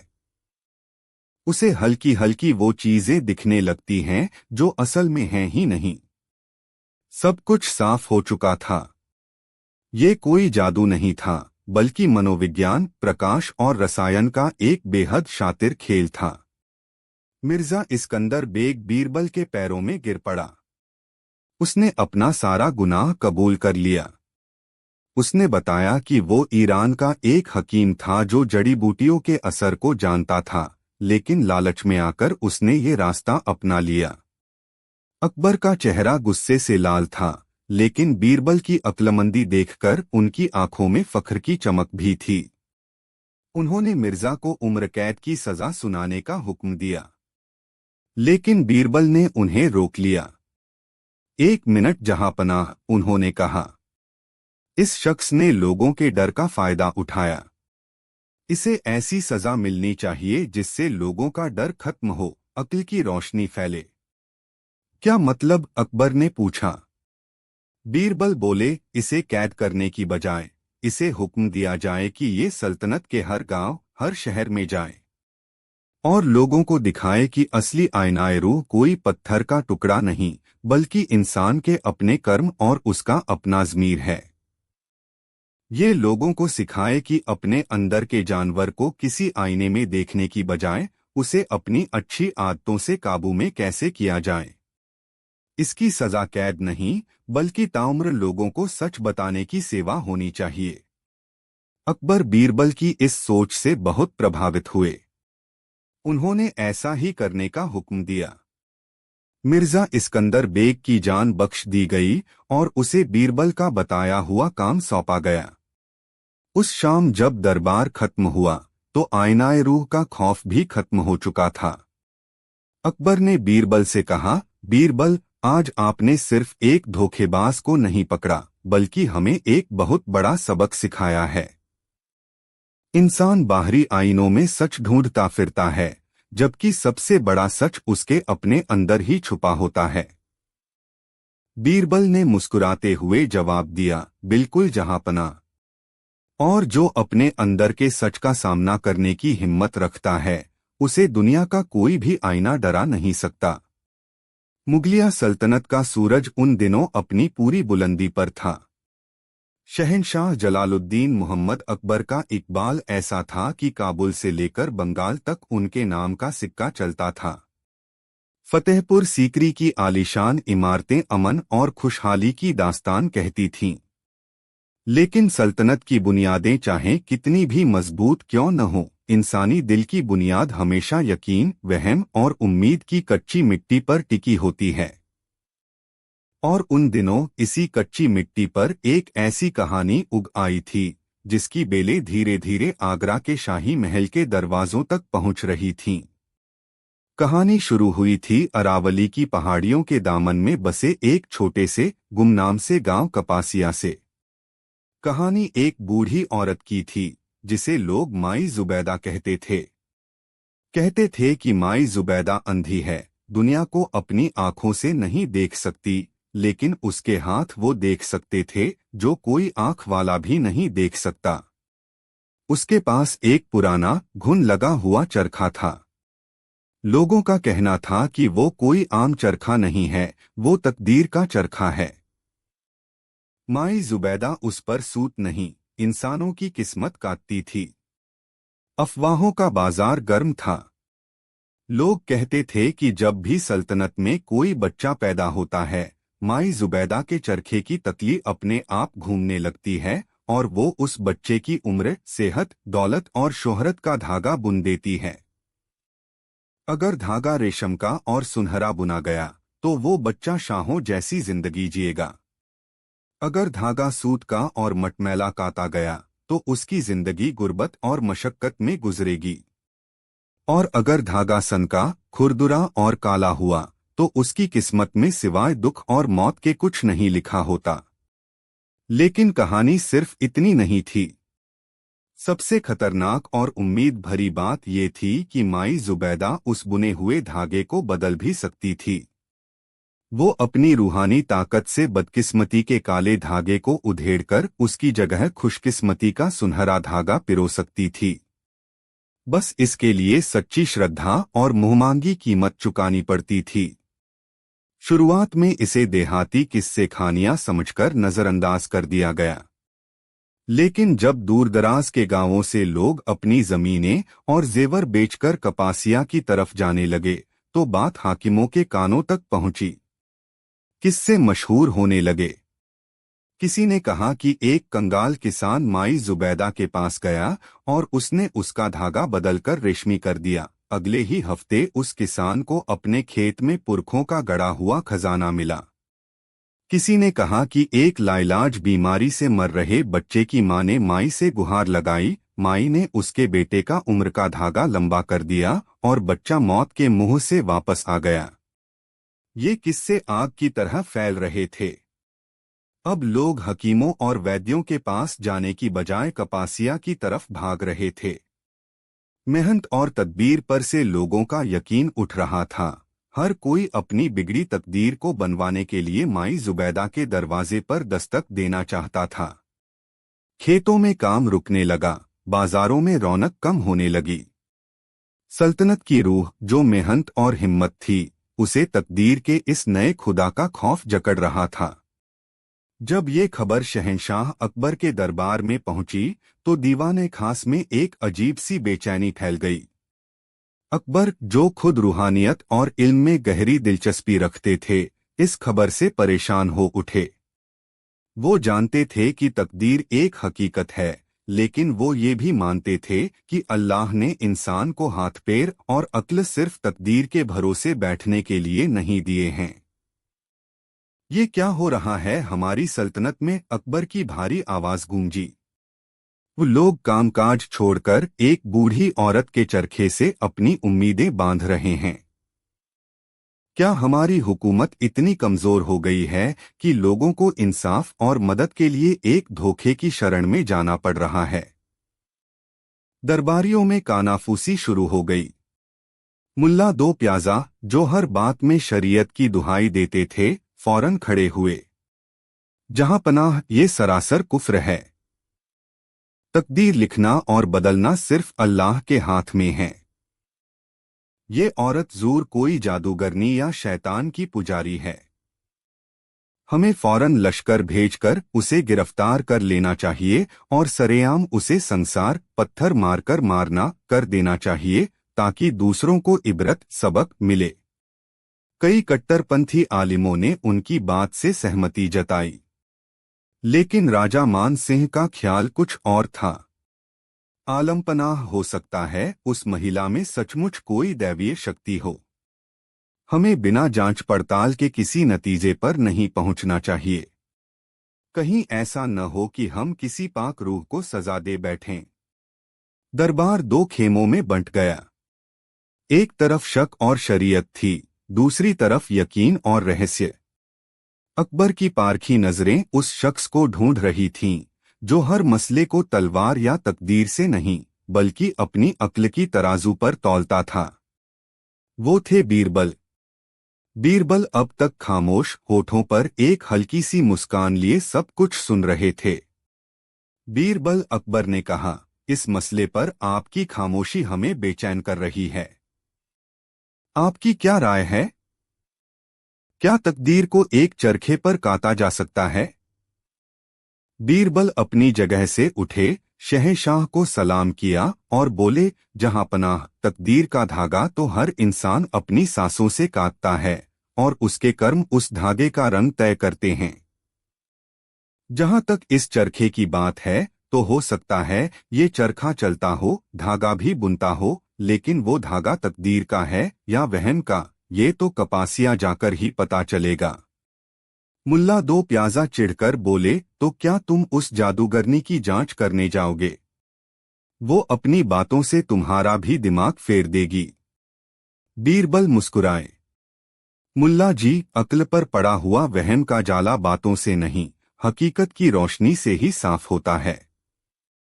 जहां पनाह, अगर हुक्म दें तो मैं इस किस्मत की बुनकर से मिलना चाहूंगा। मैं देखना चाहता हूं कि उसके धागे ज्यादा मजबूत हैं या इंसान की हिम्मत। अकबर को यही उम्मीद थी। इजाजत है बीरबल, आप जाएं और इस राज से पर्दा उठाएं। अगर वो औरत कोई पाक रूह है तो हम उसे शाही मेहमान बनाएंगे, और अगर वो कोई धोखेबाज है तो उसे ऐसी सजा मिलेगी कि कोई दोबारा सल्तनत के लोगों के यकीन से खेलने की जुर्रत नहीं करेगा। बीरबल ने शाही लावलश्कर के साथ जाने से इनकार कर दिया। उन्होंने कहा कि वो एक आम सौदागर के भेस में जाएंगे ताकि वो सच को उसकी असली शक्ल में देख सकें, न कि उस शक्ल में जो एक वजीर को दिखाने के लिए तैयार की गई हो। कुछ दिनों के सफर के बाद बीरबल कपासिया पहुंचे। गांव में दाखिल होते ही उन्हें समझ आ गया कि मामला उनकी सोच से कहीं ज्यादा गंभीर है। वो कोई गांव नहीं बल्कि एक मेला लग रहा था। चारों तरफ टेंट और खेमे लगे थे। अमीर, गरीब, बीमार, लाचार, हर तरह के लोग माई जुबैदा के दर्शन के लिए हफ्तों से इंतजार कर रहे थे। हवा में उम्मीद और नाउम्मीदी की मिलीजुली महक थी। बीरबल ने एक सराय में ठिकाना बनाया और लोगों से घुलने मिलने लगे। उन्होंने गौर किया कि माई जुबैदा का पूरा तंत्र बहुत व्यवस्थित था। माई खुद किसी से सीधे नहीं मिलती थी। उसका एक छोटा सा पोता था, कासिम, जो लोगों से अर्जियां लेता, उनकी परेशानियां सुनता और फिर माई तक पहुंचाता। लोग कासिम की भी बड़ी खुशामद करते थे। बीरबल ने देखा कि कासिम की आंखें बहुत तेज थीं और कान बहुत चौकन्ने। वो लोगों की बातें सुनने के साथ साथ उनके कपड़े, उनके बात करने का तरीका, उनकी परेशानियां, सब कुछ अपने दिमाग में दर्ज कर रहा था। बीरबल ने भी एक आम आदमी की तरह अपनी बारी का इंतजार किया। कई दिनों बाद उनका नंबर आया। कासिम उन्हें एक छोटी सी अंधेरी झोपड़ी में ले गया। झोपड़ी के बीचों बीच एक दिए की कापती रोशनी में माई जुबैदा बैठी थी। वो वाकई बहुत बूढ़ी थी, चेहरे पर झुर्रियों का जाल था और आंखें पथराई हुई, जैसे उनमें कोई रोशनी न हो। उसके सामने वही मशहूर चरखा रखा था। वो वाकई बहुत पुराना लग रहा था। उसकी लकड़ी पर समय ने न जाने कितनी कहानियां लिख दी थीं। माई जुबैदा के हाथ धीरे धीरे चरखा चला रहे थे और एक महीन धागा तकली पर लिपटता जा रहा था। कौन हो तुम? और क्या चाहते हो मेरी तकदीर की तकली से? माई की आवाज में एक अजीब सी खनक और रौब था।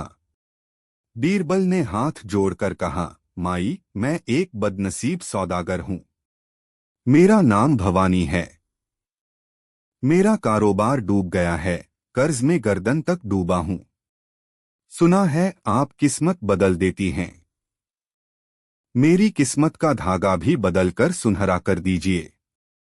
माई जुबैदा कुछ देर खामोश रही, जैसे हवा में कुछ पढ़ने की कोशिश कर रही हो। फिर वो बोली, तेरी किस्मत का धागा सूत का है भवानी, और उस पर कर्ज की गांठें पड़ी हैं, लेकिन उसमें मेहनत का रंग अभी भी बाकी है। जा, मैं तेरी तकदीर का सिरा पकड़कर उसे रेशम की तरफ मोड़ दूंगी। तुझे पूर्व दिशा से कोई मदद मिलेगी, लेकिन याद रखना, तकदीर भी उसी की मदद करती है जो अपनी मदद खुद करता है। उसने एक छोटा सा सफेद धागे का टुकड़ा बीरबल को दिया और कहा, इसे अपनी पगड़ी में बांध ले। जब तक ये तेरे साथ है, तेरा यकीन नहीं डगमगाएगा। बीरबल ने धागा ले लिया और बाहर आ गए। वो जानते थे कि माई ने कोई चमत्कार नहीं किया। उसने वही बातें कहीं जो कोई भी चालाक ज्योतिषी कह सकता है। पूर्व से मदद मिलेगी एक बहुत ही गोलमोल बात थी, लेकिन बीरबल का मकसद उसकी भविष्यवाणी को परखना नहीं बल्कि उसके तरीके को समझना था। उन्होंने गांव में ही रुकने का फैसला किया। भेष बदलकर वो आम लोगों में घुल मिल गए। उन्होंने अपना ज्यादातर वक्त उस सराय के पास गुजारना शुरू किया जहां कासिम अक्सर आकर बैठता था। बीरबल ने गौर किया कि कासिम सिर्फ अर्जिया ही नहीं लेता था, वो लोगों से बातें करता, उनके गांव, उनके काम, उनकी परेशानियों के बारे में सारी जानकारी निकाल लेता था। वो दूसरे शहरों से आने वाले मुसाफिरों से भी खूब बातें करता था। बीरबल का शक गहराता जा रहा था। माई जुबैदा अंधी थी, दुनिया से कटी हुई थी, तो फिर उसे लोगों के बारे में इतनी बारीक बातें कैसे पता चलती थीं? इसका मतलब साफ था, कासिम उसकी आंखें और कान था।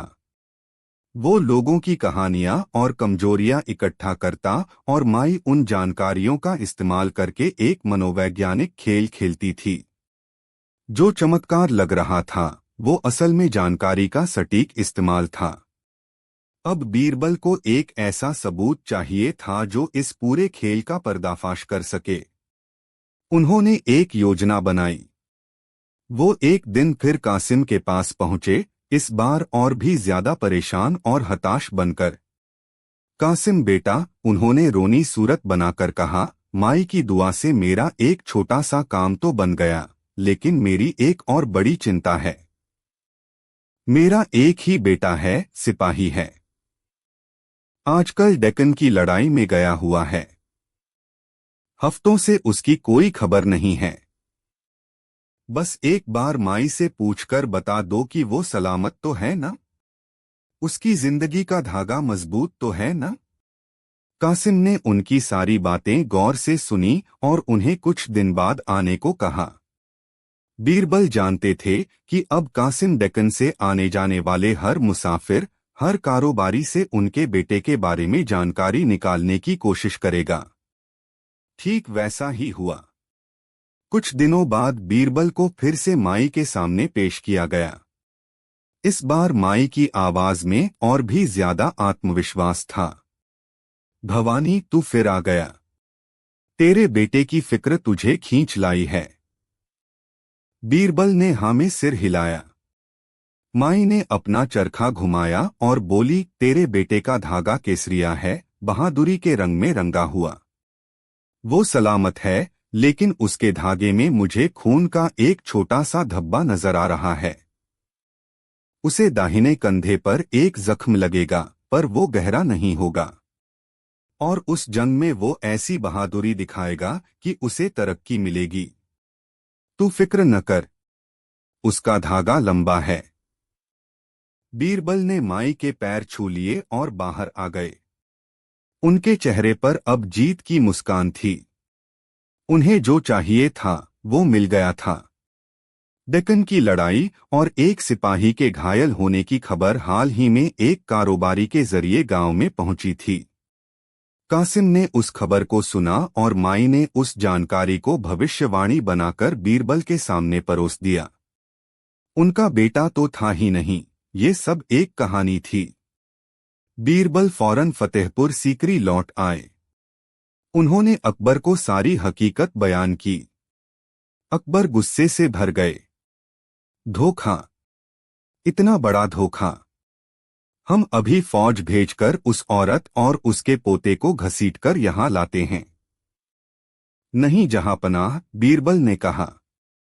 अगर हम ऐसा करेंगे तो लोग कहेंगे कि शहंशाह को माई की ताकत से डर लग गया। लोगों का वहम और भी पक्का हो जाएगा। हमें उसे हराना है तो उसकी ताकत से नहीं, अपनी अक्ल से हराना होगा। उसे पूरे मान सम्मान के साथ दरबार में बुलाया जाए।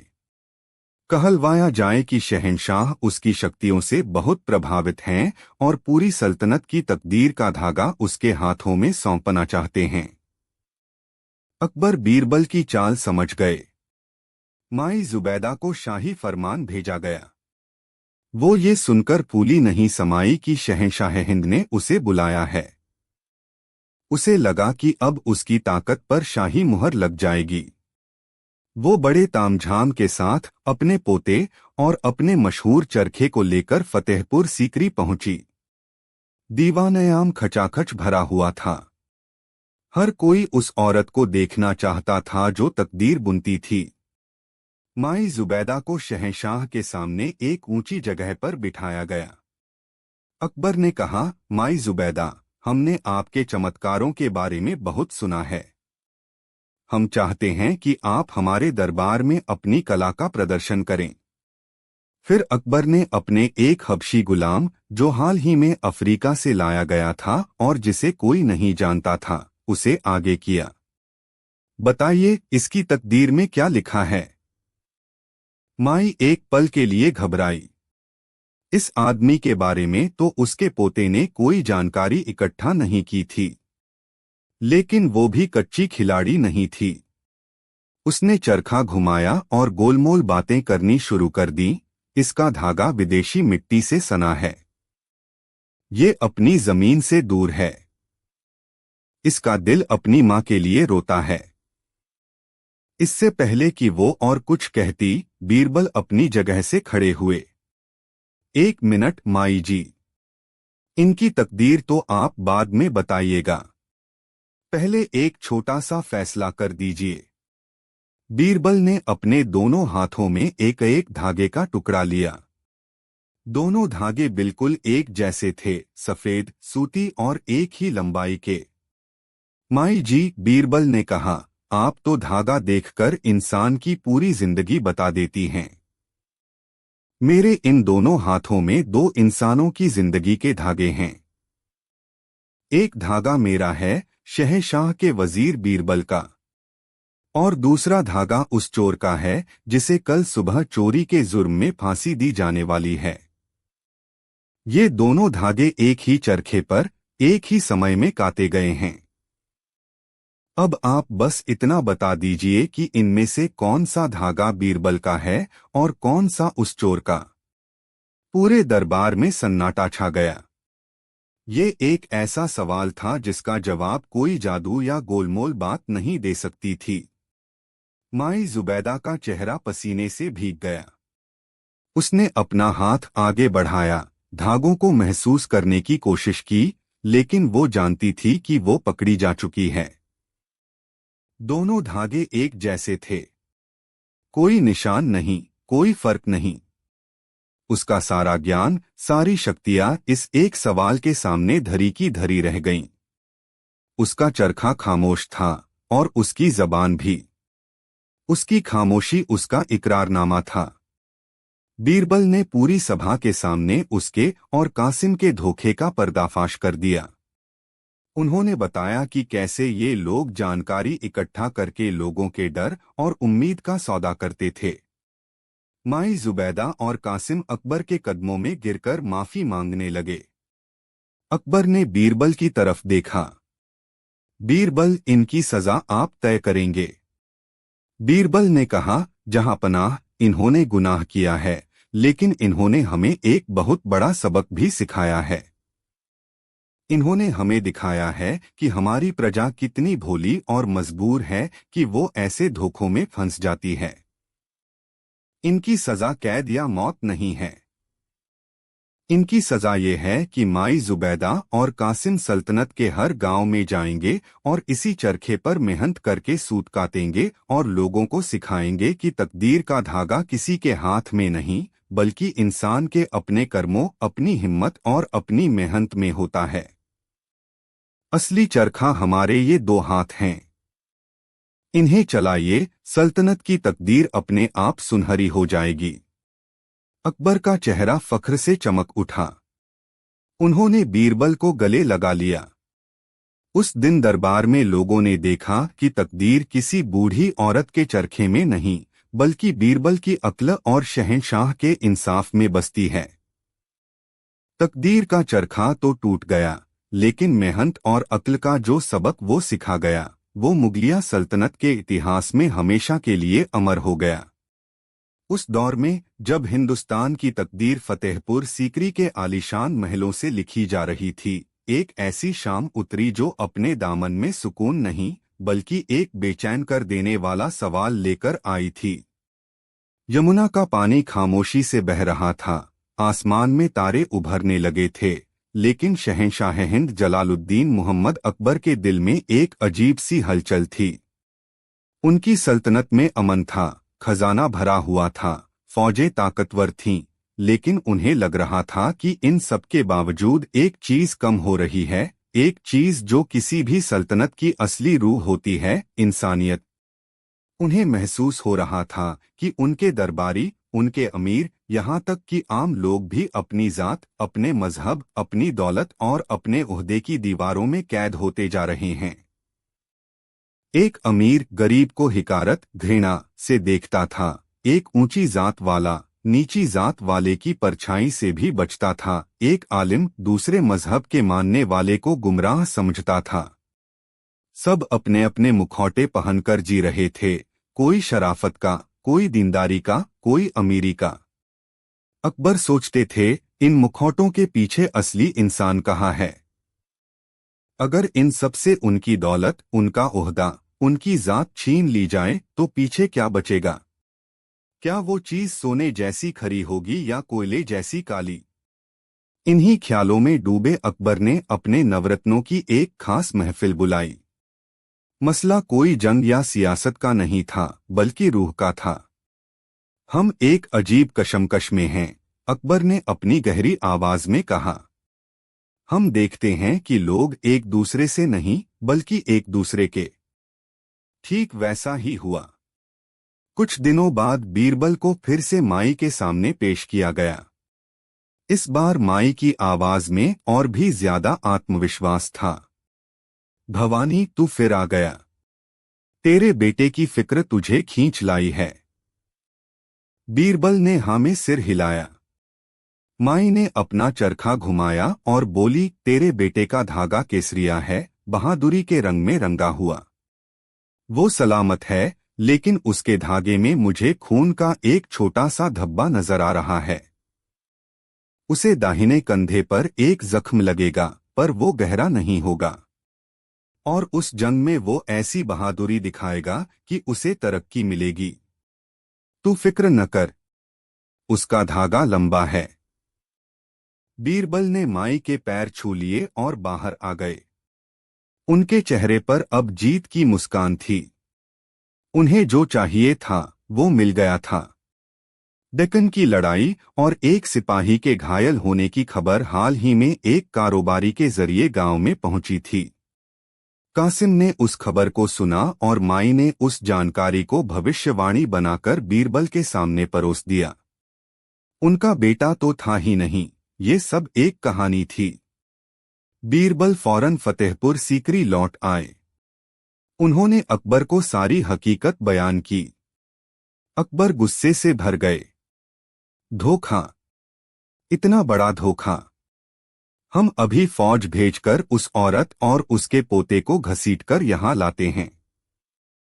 नहीं जहांपनाह, बीरबल ने कहा।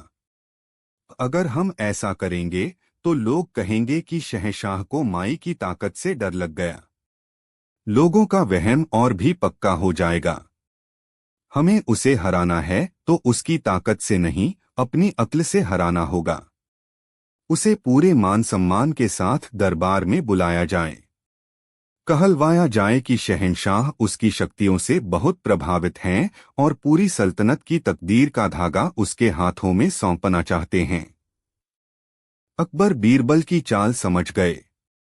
माई जुबैदा को शाही फरमान भेजा गया। वो ये सुनकर फूली नहीं समाई कि शहंशाह हिंद ने उसे बुलाया है। उसे लगा कि अब उसकी ताकत पर शाही मुहर लग जाएगी। वो बड़े तामझाम के साथ अपने पोते और अपने मशहूर चरखे को लेकर फतेहपुर सीकरी पहुंची। दीवान-ए-आम खचाखच भरा हुआ था। हर कोई उस औरत को देखना चाहता था जो तकदीर बुनती थी। माई जुबैदा को शहंशाह के सामने एक ऊंची जगह पर बिठाया गया। अकबर ने कहा, माई जुबैदा, हमने आपके चमत्कारों के बारे में बहुत सुना है। हम चाहते हैं कि आप हमारे दरबार में अपनी कला का प्रदर्शन करें। फिर अकबर ने अपने एक हबशी गुलाम, जो हाल ही में अफ्रीका से लाया गया था और जिसे कोई नहीं जानता था, उसे आगे किया। बताइए, इसकी तकदीर में क्या लिखा है? माई एक पल के लिए घबराई। इस आदमी के बारे में तो उसके पोते ने कोई जानकारी इकट्ठा नहीं की थी, लेकिन वो भी कच्ची खिलाड़ी नहीं थी। उसने चरखा घुमाया और गोलमोल बातें करनी शुरू कर दी। इसका धागा विदेशी मिट्टी से सना है। ये अपनी जमीन से दूर है। इसका दिल अपनी माँ के लिए रोता है। इससे पहले कि वो और कुछ कहती, बीरबल अपनी जगह से खड़े हुए। 1 मिनट माई जी, इनकी तकदीर तो आप बाद में बताइएगा, पहले एक छोटा सा फैसला कर दीजिए। बीरबल ने अपने दोनों हाथों में एक एक धागे का टुकड़ा लिया। दोनों धागे बिल्कुल एक जैसे थे, सफेद, सूती और एक ही लंबाई के। माई जी, बीरबल ने कहा, आप तो धागा देखकर इंसान की पूरी जिंदगी बता देती हैं। मेरे इन दोनों हाथों में 2 इंसानों की जिंदगी के धागे हैं। एक धागा मेरा है, शहंशाह के वजीर बीरबल का, और दूसरा धागा उस चोर का है जिसे कल सुबह चोरी के जुर्म में फांसी दी जाने वाली है। ये दोनों धागे एक ही चरखे पर एक ही समय में काटे गए हैं। अब आप बस इतना बता दीजिए कि इनमें से कौन सा धागा बीरबल का है और कौन सा उस चोर का। पूरे दरबार में सन्नाटा छा गया। ये एक ऐसा सवाल था जिसका जवाब कोई जादू या गोलमोल बात नहीं दे सकती थी। माई जुबैदा का चेहरा पसीने से भीग गया। उसने अपना हाथ आगे बढ़ाया, धागों को महसूस करने की कोशिश की, लेकिन वो जानती थी कि वो पकड़ी जा चुकी है। दोनों धागे एक जैसे थे। कोई निशान नहीं, कोई फर्क नहीं। उसका सारा ज्ञान, सारी शक्तियां इस एक सवाल के सामने धरी की धरी रह गईं। उसका चरखा खामोश था और उसकी जबान भी। उसकी खामोशी उसका इकरारनामा था। बीरबल ने पूरी सभा के सामने उसके और कासिम के धोखे का पर्दाफाश कर दिया। उन्होंने बताया कि कैसे ये लोग जानकारी इकट्ठा करके लोगों के डर और उम्मीद का सौदा करते थे। माई जुबैदा और कासिम अकबर के कदमों में गिरकर माफी मांगने लगे। अकबर ने बीरबल की तरफ देखा। बीरबल, इनकी सजा आप तय करेंगे। बीरबल ने कहा, जहांपनाह, इन्होंने गुनाह किया है, लेकिन इन्होंने हमें एक बहुत बड़ा सबक भी सिखाया है। इन्होंने हमें दिखाया है कि हमारी प्रजा कितनी भोली और मजबूर है कि वो ऐसे धोखों में फंस जाती है। इनकी सजा कैद या मौत नहीं है। इनकी सजा ये है कि माई जुबैदा और कासिम सल्तनत के हर गांव में जाएंगे और इसी चरखे पर मेहनत करके सूत काटेंगे और लोगों को सिखाएंगे कि तकदीर का धागा किसी के हाथ में नहीं, बल्कि इंसान के अपने कर्मों, अपनी हिम्मत और अपनी मेहनत में होता है। असली चरखा हमारे ये 2 हाथ हैं। इन्हें चलाइए, सल्तनत की तकदीर अपने आप सुनहरी हो जाएगी। अकबर का चेहरा फख्र से चमक उठा। उन्होंने बीरबल को गले लगा लिया। उस दिन दरबार में लोगों ने देखा कि तकदीर किसी बूढ़ी औरत के चरखे में नहीं, बल्कि बीरबल की अक्ल और शहंशाह के इंसाफ में बसती है। तकदीर का चरखा तो टूट गया, लेकिन मेहनत और अक्ल का जो सबक वो सिखा गया, वो मुगलिया सल्तनत के इतिहास में हमेशा के लिए अमर हो गया। उस दौर में जब हिंदुस्तान की तकदीर फतेहपुर सीकरी के आलीशान महलों से लिखी जा रही थी, एक ऐसी शाम उतरी जो अपने दामन में सुकून नहीं, बल्कि एक बेचैन कर देने वाला सवाल लेकर आई थी। यमुना का पानी खामोशी से बह रहा था, आसमान में तारे उभरने लगे थे, लेकिन शहंशाह हिंद जलालुद्दीन मोहम्मद अकबर के दिल में एक अजीब सी हलचल थी। उनकी सल्तनत में अमन था, खजाना भरा हुआ था, फौजें ताकतवर थीं, लेकिन उन्हें लग रहा था कि इन सब के बावजूद एक चीज कम हो रही है, एक चीज जो किसी भी सल्तनत की असली रूह होती है, इंसानियत। उन्हें महसूस हो रहा था कि उनके दरबारी, उनके अमीर, यहाँ तक कि आम लोग भी अपनी जात, अपने मजहब, अपनी दौलत और अपने ओहदे की दीवारों में कैद होते जा रहे हैं। एक अमीर गरीब को हिकारत, घृणा से देखता था। एक ऊंची जात वाला नीची जात वाले की परछाई से भी बचता था। एक आलिम दूसरे मजहब के मानने वाले को गुमराह समझता था। सब अपने अपने मुखौटे पहनकर जी रहे थे, कोई शराफत का, कोई दीनदारी का, कोई अमीरी का। अकबर सोचते थे, इन मुखौटों के पीछे असली इंसान कहाँ है?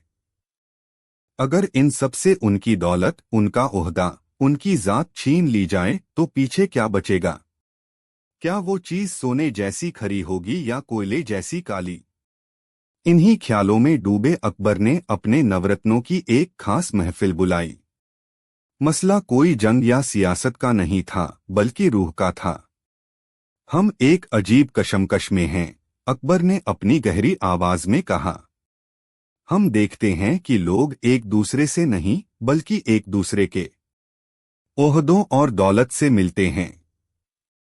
कोई इंसान की इज्जत नहीं करता, उसकी हैसियत की इज्जत करता है। हम जानना चाहते हैं कि इन ऊपरी परतों के नीचे इंसान की असलियत क्या है। उसकी इंसानियत कितनी खरी है? दरबार में एक गहरा सन्नाटा छा गया। यह एक ऐसा सवाल था जिसका जवाब किसी किताब में नहीं था। राजा टोडरमल ने हिसाब किताब की बात की, तानसेन ने संगीत में रूह की पाकीज़गी का जिक्र किया, लेकिन कोई भी शहंशाह को मुतमिन संतुष्ट नहीं कर सका। तभी दरबार में एक खबर आई कि गंधार के पहाड़ों से एक रहस्यमयी योगी, जिसका नाम सिद्धनाथ था, आगरा आया है। और वो अपने साथ एक ऐसी नायाब चीज लाया है जो पूरी कायनात में कहीं और नहीं है। वो चीज थी एक बर्तन, एक पुराना कांसे का बना हुआ साधारण सा दिखने वाला बर्तन। लेकिन योगी सिद्धनाथ का दावा था कि ये कोई आम बर्तन नहीं है, ये मानवपात्र है। एक ऐसा बर्तन जिसमें आग पर रखने से सोना चांदी नहीं, बल्कि इंसान की इंसानियत पिघलती है। योगी का कहना था, इस बर्तन में जब किसी इंसान से जुड़ी कोई चीज, जैसे उसका कोई कपड़ा या गहना, डालकर एक खास जड़ी बूटी के साथ गर्म किया जाता है, तो उस इंसान की सारी इंसानियत पिघलकर इस बर्तन में जमा हो जाती है। अगर उसकी इंसानियत खरी और सोने जैसी पाक है, तो बर्तन के अंदर एक सुनहरी चमक पैदा होती है। अगर उसकी इंसानियत में खोट, लालच और नफरत है, तो बर्तन में से बदबूदार काला धुआं निकलता है। और अगर वो इंसानियत से खाली, सिर्फ एक वहशी जानवर है, तो बर्तन चटक कर टूट जाता है। ये बात किसी पागल के बड़बड़ाने जैसी थी, लेकिन जिस यकीन और रौब के साथ योगी सिद्धनाथ ये बातें कहता था, उसने आगरा के लोगों में एक सनसनी फैला दी थी। अकबर, जो हमेशा से ऐसे रूहानी और अनदेखे राजों में दिलचस्पी रखते थे, उन्होंने फौरन योगी सिद्धनाथ को उसके मानवपात्र के साथ दरबार में हाजिर करने का हुक्म दिया। अगले दिन दीवाने खास का मंजर देखने लायक था। बीचों बीच योगी सिद्धनाथ बैठा था, लंबी दाढ़ी, जटाएं, भस्म रमा हुआ शरीर और आंखों में एक ऐसी चमक जो किसी को भी अपने वश में कर ले। उसके सामने वो बर्तन रखा था। वो वाकई बहुत साधारण था, उस पर कोई नक्काशी नहीं थी, बस सदियों के इस्तेमाल के निशान थे जो उसे और भी रहस्यमयी बना रहे थे। तो आप दावा करते हैं कि ये बर्तन इंसानियत की असलियत बता सकता है? अकबर ने पूछा। दावा नहीं, जहांपनाह, योगी ने अपनी शांत मगर दमदार आवाज में कहा। ये दिखाता है। सच को दावे की जरूरत नहीं होती, उसे सिर्फ आंखों की जरूरत होती है। अकबर ने अपने दरबारियों की तरफ देखा। कौन है जो अपनी इंसानियत की परीक्षा देने के लिए तैयार है? एक खौफनाक खामोशी छा गई। हर कोई अपनी शराफत और दीनदारी का दम भरता था, लेकिन आज जब उस दावे को परखने की बारी आई, तो सबकी हिम्मत जवाब दे गई। तभी मुल्ला दो प्याजा, जो बीरबल को नीचा दिखाने का कोई मौका नहीं छोड़ते थे, खड़े हुए। जहां पनाह, मैं तैयार हूं। मुझे अल्लाह पर और अपनी नेकी पर पूरा भरोसा है। इस ढोंगी को आज बेनकाब करके ही रहूंगा। योगी मुस्कुराया। उसने मुल्ला से उनकी बेशकीमती अंगूठी मांगी, उसे बर्तन में डाला, साथ में अपनी पोटली से कुछ सूखी पत्तियां डालीं और नीचे आग जला दी। सब लोग सांस रोके देख रहे थे। जैसे जैसे बर्तन गर्म हुआ, उसमें से हल्का हल्का सुरमई धुआं निकलने लगा। आपकी इंसानियत में नेकी है मुल्ला जी, योगी ने आंखें बंद करके कहा। लेकिन उसमें अपनी नेकी का अहंकार भी है। आपकी इंसानियत धुएं की तरह है जो ऊपर तो उठती है पर हवा का एक झोंका उसे बिखेर भी सकता है। मुल्ला का मुंह उतर गया। ये तारीफ भी थी और तंज भी। इसके बाद एक अमीर सौदागर सेठ हीराचंद आगे आए। उन्होंने अपनी मोतियों की माला बर्तन में डाल दी। इस बार बर्तन में से एक तेज तेल जैसी बदबू आई और चिकना काला धुआं निकला। लालच योगी की आवाज गूंजी। तुम्हारी इंसानियत पर दौलत की इतनी परतें चढ़ गई हैं कि वो सांस भी नहीं ले पा रही है। सेठ हीराचंद शर्म से पानी पानी हो गए। अब तो दरबार में दहशत फैल गई। योगी एक एक करके लोगों के मुखौटे उतार रहा था। जो लोग खुद को बहुत बड़ा समझते थे उनकी असलियत सबके सामने आ रही थी। अकबर परेशान भी थे और हैरान भी। क्या ये सच था? क्या वाकई इंसान अंदर से इतना खोखला हो चुका है? उनकी नजर बीरबल पर पड़ी। बीरबल हमेशा की तरह शांत, चेहरे पर एक हल्की सी मुस्कान लिए उस योगी और उसके बर्तन को नहीं बल्कि लोगों के चेहरों को पढ़ रहे थे। वो देख रहे थे कि कैसे योगी के हर ऐलान के बाद लोगों की आंखों में एक दूसरे के लिए इज्जत कम और शक बढ़ता जा रहा था। बीरबल, अकबर ने कहा, आप खामोश हैं। क्या आप इस चमत्कार में यकीन नहीं करते? या आपको अपनी इंसानियत की परीक्षा देने से डर लग रहा है? बीरबल ने अदब से सलाम किया। जहां पनाह, डर तो अपनी परछाई से भी लगता है अगर कमरे में अंधेरा हो। और जहां तक चमत्कार की बात है तो इस दुनिया में सबसे बड़ा चमत्कार इंसान की अक्ल है जो किसी भी अंधेरे में रोशनी कर सकती है। मैं इस बर्तन की परीक्षा जरूर देना चाहूंगा, लेकिन अपने तरीके से। कैसा तरीका? योगी ने पहली बार कुछ चौकन्ना होकर पूछा। बीरबल बोले, योगी जी, आप लोगों की चीजों से उनकी इंसानियत का पता लगा रहे हैं, लेकिन चीजें तो बेजान होती हैं। इंसानियत तो इंसान के कर्मों में बसती है। मैं चाहता हूं कि आप किसी चीज से नहीं बल्कि आगरा के 3 लोगों के कर्मों से उनकी इंसानियत को पिघलाकर दिखाएं। और फैसला जहांपनाह और ये पूरा दरबार करेगा। ये एक अनोखी चुनौती थी। योगी सिद्धनाथ को अपने ऊपर पूरा भरोसा था। उसने चुनौती स्वीकार कर ली।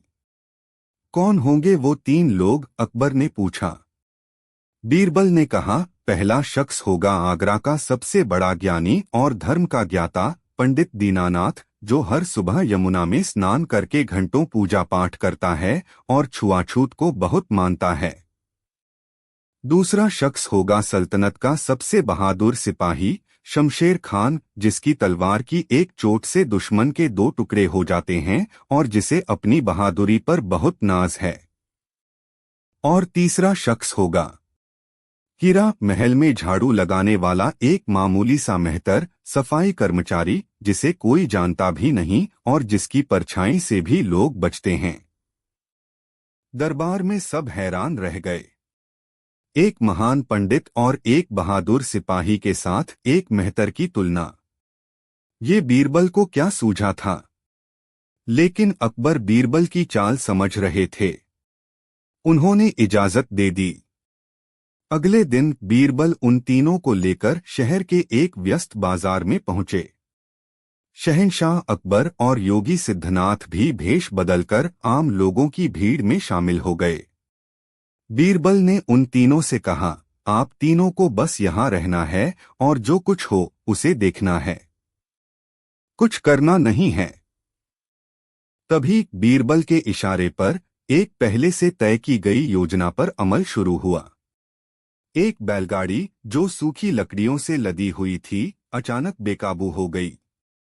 गाड़ीवान चीखता हुआ एक तरफ कूद गया और वो गाड़ी सीधे बाजार के बीच बनी एक पुरानी जर्जर धर्मशाला की दीवार से जा टकराई। दीवार कमजोर थी, वो भर-भराकर गिर पड़ी। लकड़ियां चारों तरफ बिखर गईं और पास ही जल रही एक दुकान की भट्टी से एक चिंगारी उन पर आ गिरी। पलक झपकते ही सूखी लकड़ियों ने आग पकड़ ली। बाजार में चीख पुकार मच गई। लोग इधर-उधर भागने लगे। धर्मशाला के मलबे के नीचे से किसी बच्चे के रोने की आवाज आ रही थी। आग तेजी से फैल रही थी और उस मलबे की तरफ बढ़ रही थी। अब तीनों की परीक्षा की घड़ी थी। पंडित दीनानाथ ये सब देखकर घबरा गए। वो आगे बढ़े, लेकिन फिर रुक गए। मलबे के नीचे कौन है, किस जात का है, उन्हें नहीं पता था। अगर उसे छू लिया तो उनका धर्म भ्रष्ट हो जाएगा। वो आंखें बंद करके दूर खड़े होकर मंत्र पढ़ने लगे, हे प्रभु रक्षा करना, रक्षा करना। शमशेर खान ने अपनी तलवार निकाल ली। उसकी आंखों में बहादुरी का नशा था। वो आग बुझाने या मलबा हटाने की बजाय भीड़ को नियंत्रित करने लगा, लोगों को पीछे धकेलने लगा, पीछे हटो। शहंशाह के सिपाही का हुक्म है, वो अपनी ताकत और रुतबे का प्रदर्शन कर रहा था, लेकिन उस रोते हुए बच्चे तक पहुंचने की सीधी कोशिश नहीं कर रहा था। और फिर सबने हीरा मेहतर को देखा। उसने एक पल भी नहीं सोचा। उसने न अपनी जात की परवाह की, न अपनी जान की। उसने पास पड़े एक मटके से पानी अपनी धोती पर डाला, उसे मुंह पर लपेटा और सीधे आग की लपटों और धुएं के बीच से होते हुए मलबे की तरफ भागा। उसके हाथ कमजोर थे, लेकिन उसकी हिम्मत पहाड़ जैसी थी। उसने नंगे हाथों से गर्म पत्थर और जलती लकड़ियां हटानी शुरू कर दीं। उसके हाथ छिल गए, जल गए, लेकिन वो रुका नहीं। उसे देखकर भीड़ में से कुछ और आम लोग भी हिम्मत करके आगे बढ़े और उसकी मदद करने लगे। कुछ ही देर में हीरा ने उस मलबे से एक छोटी सी रोती हुई बच्ची को बाहर निकाल लिया। बच्ची शायद किसी गरीब मोची की थी, जो उस भगड़ में अपनी मां से बिछड़ गई थी। सारा मंजर अकबर और योगी सिद्धनाथ अपनी आंखों से देख रहे थे। बीरबल उन तीनों को लेकर वापस दरबार में पहुंचे। हीरा मेहतर के कपड़े जले हुए थे, हाथों से खून बह रहा था, लेकिन उसके चेहरे पर एक अजीब सा सुकून था।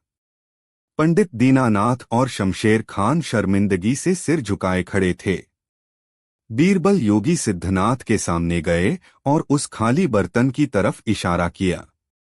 योगी जी, आज आगरा के बाजार में एक ऐसी भट्टी जली थी जिसमें इन तीनों की इंसानियत पिघली है। पंडित जी की इंसानियत धर्म के डर से भाप बनकर उड़ गई। शमशेर खान की इंसानियत अपने रुतबे के धुएं में खो गई। लेकिन हीरा मेहतर की इंसानियत आग में तपकर भी सोने की तरह चमकती हुई बाहर निकली। उसने ये नहीं सोचा कि वो बच्चा किस जात का है, किसका है। उसने सिर्फ एक रोती हुई जान की पुकार सुनी। अब बताइए, आपका ये मानवपात्र क्या कहता है? किसकी इंसानियत खरी है? योगी सिद्धनाथ का चेहरा पीला पड़ गया। वो निशब्द था। उसकी सारी चालाकी, सारा ज्ञान, सारा पाखंड आज एक अनपढ़ मेहतर के अमल कर्म के सामने हार गया था। वो जानता था कि अगर वो अब भी कोई ढोंग करेगा तो मारा जाएगा। वो अकबर के कदमों में गिर पड़ा और उसने अपना गुनाह कबूल कर लिया। उसने बताया कि ये बर्तन कोई चमत्कारी बर्तन नहीं है। वो एक कीमियागर, रसायन शास्त्री है और जड़ी बूटियों का माहिर है। वो लोगों की चीजों को बर्तन में डालने से पहले उनके बारे में अपने जासूसों से सारी जानकारी हासिल कर लेता था। फिर वो उस जानकारी के हिसाब से एक खास जड़ी बूटी बर्तन में डालता था। कुछ जड़ी बूटियां गर्म होकर सुनहरा धुआं छोड़ती थीं, कुछ काला और बदबूदार। ये सब हाथ की सफाई और रसायन का खेल था, जिसका मकसद लोगों को डराकर उनसे पैसे ऐंठना था। अकबर का चेहरा गुस्से से लाल हो गया। उन्होंने उसे मौत की सजा सुनाने का हुक्म दिया। रुकिए जहांपनाह, बीरबल ने कहा। इसे मारकर हमें सिर्फ एक धोखेबाज की लाश मिलेगी, लेकिन इसे जिंदा रखकर हम पूरी सल्तनत को एक बहुत बड़ा सबक सिखा सकते हैं। क्या मतलब? अकबर ने पूछा। बीरबल बोले, इसकी सजा ये है कि ये योगी अपना ये बर्तन लेकर सल्तनत के हर गांव, हर शहर में जाएगा, लेकिन अब ये लोगों की इंसानियत नहीं परखेगा। ये लोगों को अपनी कहानी सुनाएगा। ये बताएगा कि कैसे उसका सारा जादू एक मामूली मेहतर की नेकी के सामने हार गया। ये लोगों को सिखाएगा कि इंसानियत किसी बर्तन में नहीं पिघलती, वो मुश्किल वक्त में इंसान के कर्मों से पिघलकर बाहर आती है। असली मानवपात्र ये दुनिया है, और असली आग वो मुसीबतें हैं जो हमारी इंसानियत को परखती हैं। अकबर बीरबल की इस दूरदर्शी सोच से निहाल हो गए। उन्होंने योगी की सजा को बीरबल के कहे अनुसार बदल दिया, और फिर वो अपने तख्त से उतरे और उस भरे दरबार में सबके सामने उन्होंने आगे बढ़कर हीरा मेहतर को गले से लगा लिया। उन्होंने ऐलान किया कि आज से हीरा महल का सफाई कर्मचारी नहीं, बल्कि शाही बागों का दारोगा होगा, और उसे अशरफियों से तौल दिया गया। उस दिन फतेहपुर सीकरी के दरबार ने एक ऐसा नज़ारा देखा था जो इतिहास में हमेशा के लिए दर्ज हो गया। लोगों ने सीखा कि इंसान की पहचान उसके कपड़ों, उसकी जात या उसकी दौलत से नहीं, बल्कि उसके अमल से होती है। वो बर्तन तो महज कांसे का एक टुकड़ा था, लेकिन उस दिन उसने वाकई इंसानियत के असली मतलब को पिघलाकर सबके सामने रख दिया था। और ये साबित हो गया था कि सबसे बड़ी पूजा और सबसे बड़ी बहादुरी सिर्फ एक ही है, बिना किसी भेदभाव के किसी दूसरे इंसान के काम आना।